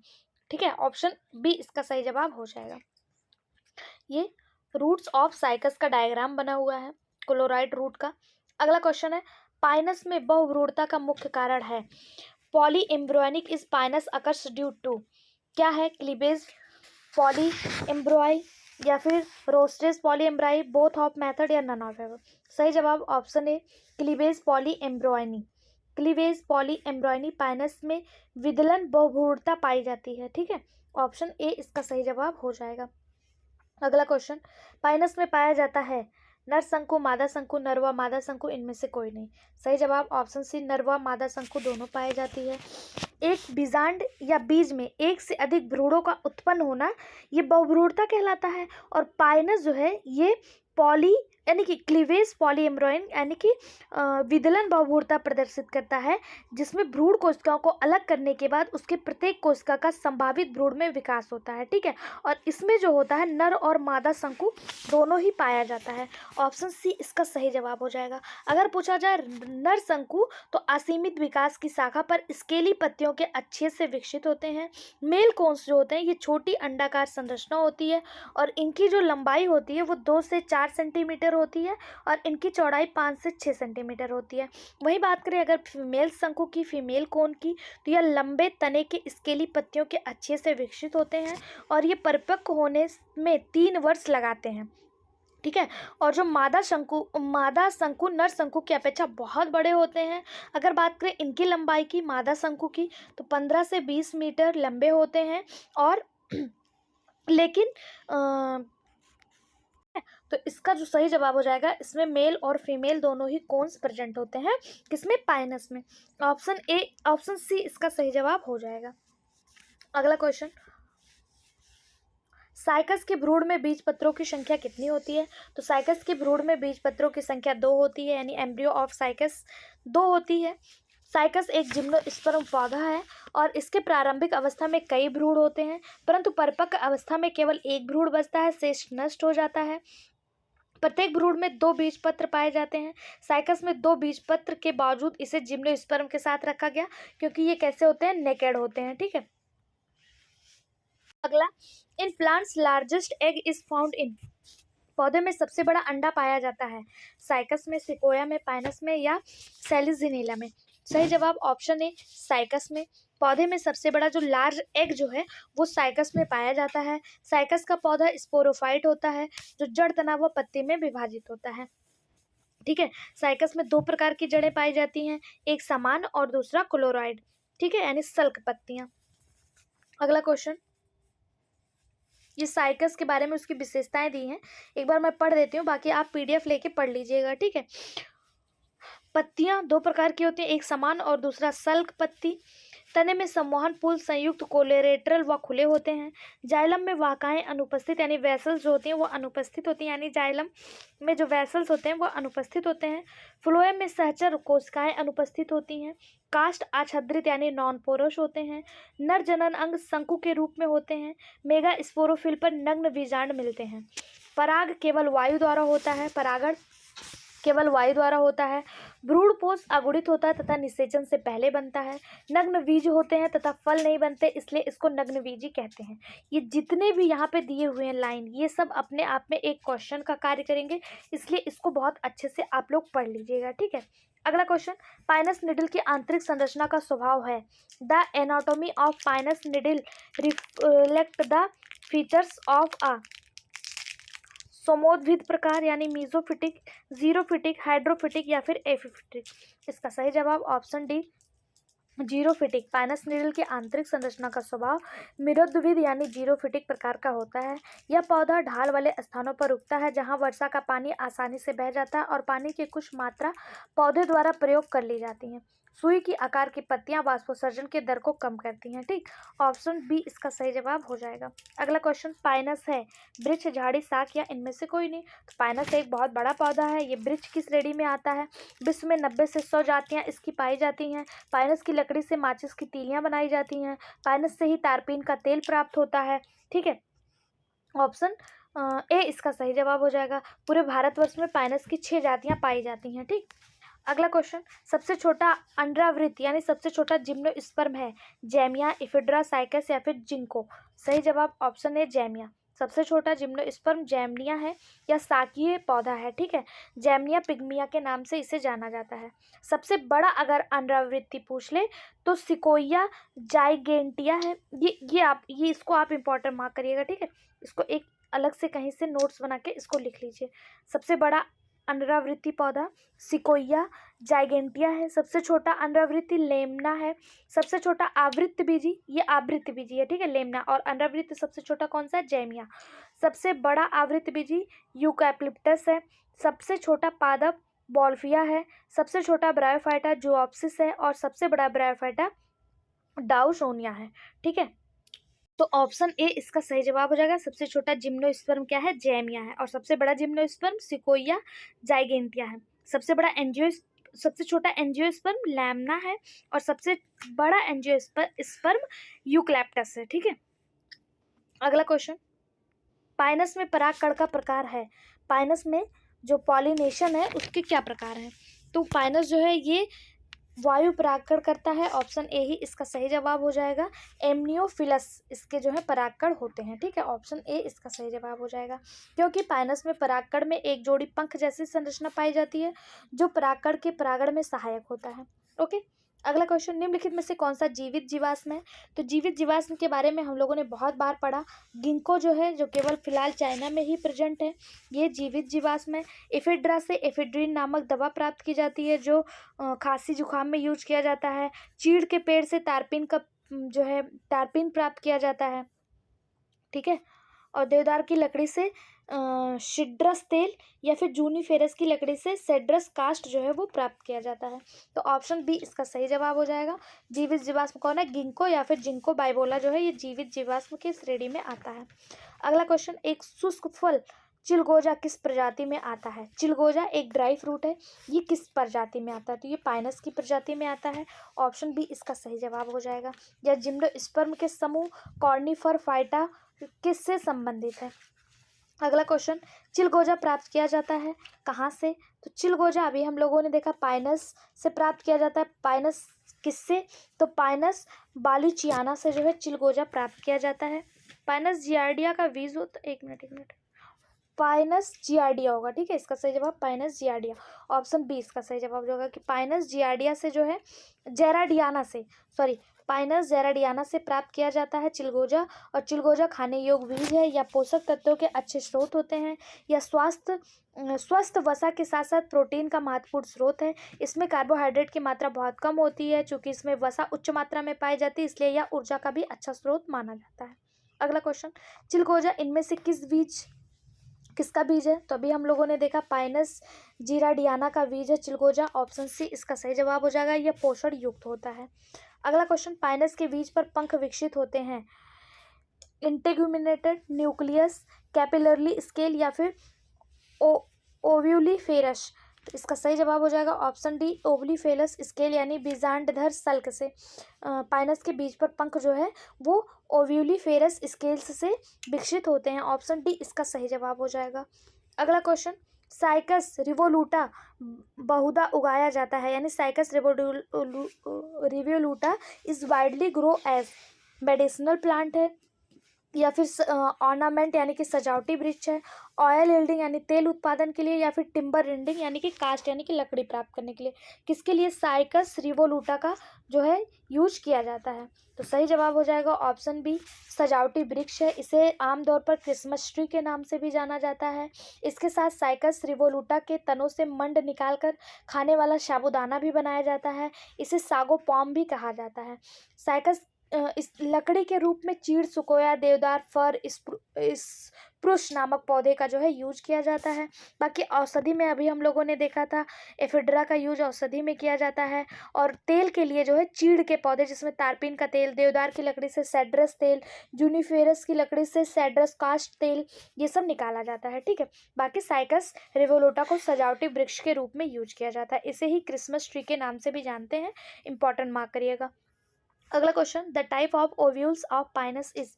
पाइनस के बीजांड का प्रकार है एनाट्रोपस, आर्थोट्रोपस, कैम्पिलोट्रोपस या फिर सर्सिनोट्रोपस। तो पाइनस के जो बीजांड है वो एनाट्रोपस होते हैं। ऑप्शन ए इसका सही जवाब हो जाएगा। एनाट्रोपस क्या है? तो इस प्रकार के बीजांड इस तरह से उल्टे होते हैं कि बीजांड व बीजांड वृत्त समांतर हो जाते हैं। बीजांड द्वार बीजांड वृत्त समांतर हो जाते हैं। बीजांड द्वार व विभाग व निभाग एक सीध में होता है, जैसे अधिकतर एक बीजपत्री व गैमोपेटली कुल के पौधे में आर्थोट्रोपस या एनाट्रोपस प्रकार के बीजांड पाए जाते हैं। ठीक, ऑप्शन ए इसका सही जवाब हो जाएगा। अगला क्वेश्चन, पाइनस की जड़ में जाइलम का आकार होता है वी शेप, वाई शेप, सी शेप या फिर इनमें से कोई नहीं। तो पाइनस की जड़ में जाइलम का आकार कैसा होता है? पाइनस की जड़ में जाइलम का आकार वाई शेप होता है। ऑप्शन बी इसका सही जवाब हो जाएगा। जाइलम क्या है? तो जाइलम एक प्रकार का टिश्यू है जो पौधे के माध्यम से पानी को ऊपर ले जाता है। ठीक है, ऑप्शन बी इसका सही जवाब हो जाएगा। ट्रैकिड्स और वाइकाएं जाइलम के संवहन तत्व हैं। जाइलम दो प्रकार का होता है, एक प्राथमिक जाइलम, एक माध्यमिक जाइलम। प्राथमिक जाइलम प्रोकैम्बियम से उत्पन्न आगे प्रोटोसाइलम और मेटाजाइलम में विभाजित होता है, प्रोटोजाइलम और मेटाजाइलम में। और माध्यमिक जाइलम जो है ये समवयनी कैम्बियम से उत्पन्न होता है। ठीक, अगला क्वेश्चन, किस पौधे का ओव्यूल्स सबसे बड़ा होता है? तो अभी हम लोगों ने देखा था कि साइकस सबसे बड़ा पौधा है, तो इसका ओव्यूल्स भी सबसे बड़ा होगा। अब आपके सामने एक चार्ट है, इसे इंपॉर्टेंट मार्क करिएगा, बहुत ज़्यादा इंपॉर्टेंट चार्ट है। यहाँ से सारी चीज़ें आपको याद करके ही करके जाना है, इसे स्टार मार्क करिए। ठीक है, सबसे बड़ा पादप अंड साइकस यानी ओव्यूल सबसे बड़ा साइकस का, सबसे बड़ा पुमंग साइकस का, सबसे छोटा क्रोमोसोम शैवाल का, सबसे बड़ा बीजांड साइकस का, सबसे अधिक गुणसूत्र वाला पौधा ओफियोग्लोसस, सबसे कम गुणसूत्र वाला पौधा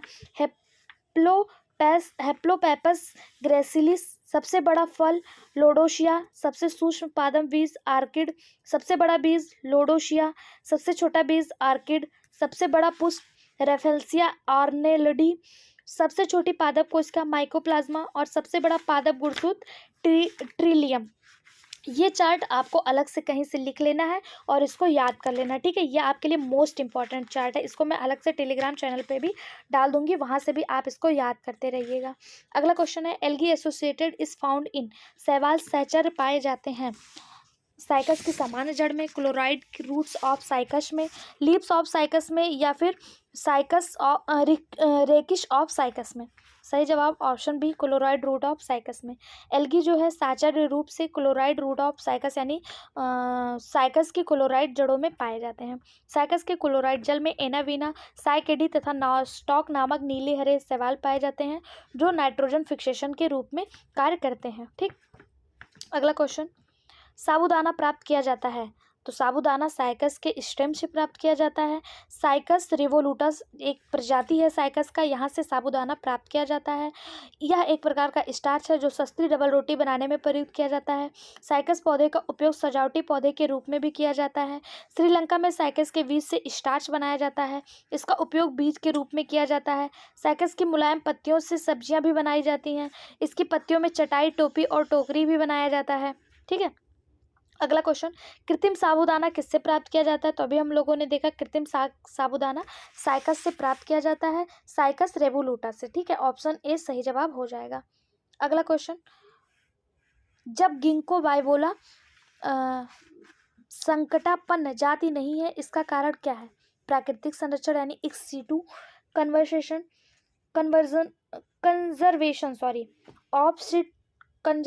इन सीटू कंजर्वेशन, या फिर क्रायो प्रेसर्वेशन। इसका जो सही जवाब हो जाएगा वो हो जाएगा option A ex situ conservation. Ginkgo biloba एक अंडावृत्तिबीजी पौधा है, इसके बीज किसी भित्ति से बंद नहीं होते हैं। ये पौधे प्रायः मरुस्थलीय स्वभाव के होते हैं। गिंको बाइबोला और साइकस को जीवित जीवाश्म कहा जाता है। इनके प्राकृतिक संरक्षण के कारण ये पौधे अब संकटापन्न जाति नहीं है। ठीक है, अगला क्वेश्चन, प्रोफेसर डी पंत ने अंडावृत्त पौधे को बांटा 4 भागों में, 3 भागों में, 6 भागों में या 8 भागों में? सही जवाब ऑप्शन बी 3 भागों में। प्रोफेसर डी पंत ने अंडावृत्त पौधे यानी जिम्नोस्पर्म को 3 भागों में बांटा। पंत ने 1957 में जिम्नोस्पर्म को 3 भागों 9 क्लास और 17 ऑर्डर में बांटा। जिस प्रकार टीजीटी में भाग पूछ लिया, हो सकता है किसी में क्लास पूछ ले, तो 9 क्लास और 17 ऑर्डर। ठीक है, 3 भाग कौन कौन से हैं? साइकेडोफाइटा, क्लोमाइडो स्पर्मोफाइटा और कोनीफेरोफाइटा। ठीक है, साइकेडोफाइटा, क्लोमाइडो स्पर्मोफाइटा और कोनीरोफाइटा, ये 3 क्या हो गए? 3 विभाग हो गए। अगर आपसे क्लासेस पूछ लिया जाए कितने, तो 9 क्लासेस कौन कौन से हैं यहाँ पे दिया हुआ है, आप लोग पढ़ लीजिएगा। और 17 ऑर्डर्स में जो है जिम्नोस्पर्म को बांटा था। यहाँ पे जिम्नोस्पर्म कंप्लीट होता है। इसके बाद हम लोग पेलियोबॉटनी यानी जीवाश्म विज्ञान के इंपॉर्टेंट क्वेश्चन पूछे जो भी किसी भी एग्जाम में पूछे गए हैं वहाँ से पढ़ेंगे। आई होप सो आप लोग को वीडियो पसंद आया होगा। कमेंट बॉक्स में अपनी राय जरूर बताएं। जाते जाते चैनल को सब्सक्राइब कर लें, वीडियो को लाइक करें और सभी दोस्तों के साथ शेयर करें। और टेलीग्राम से जरूर जुड़े, जहाँ पे आपको PDF free of cost provide करवाया जा रहा है। Thank you.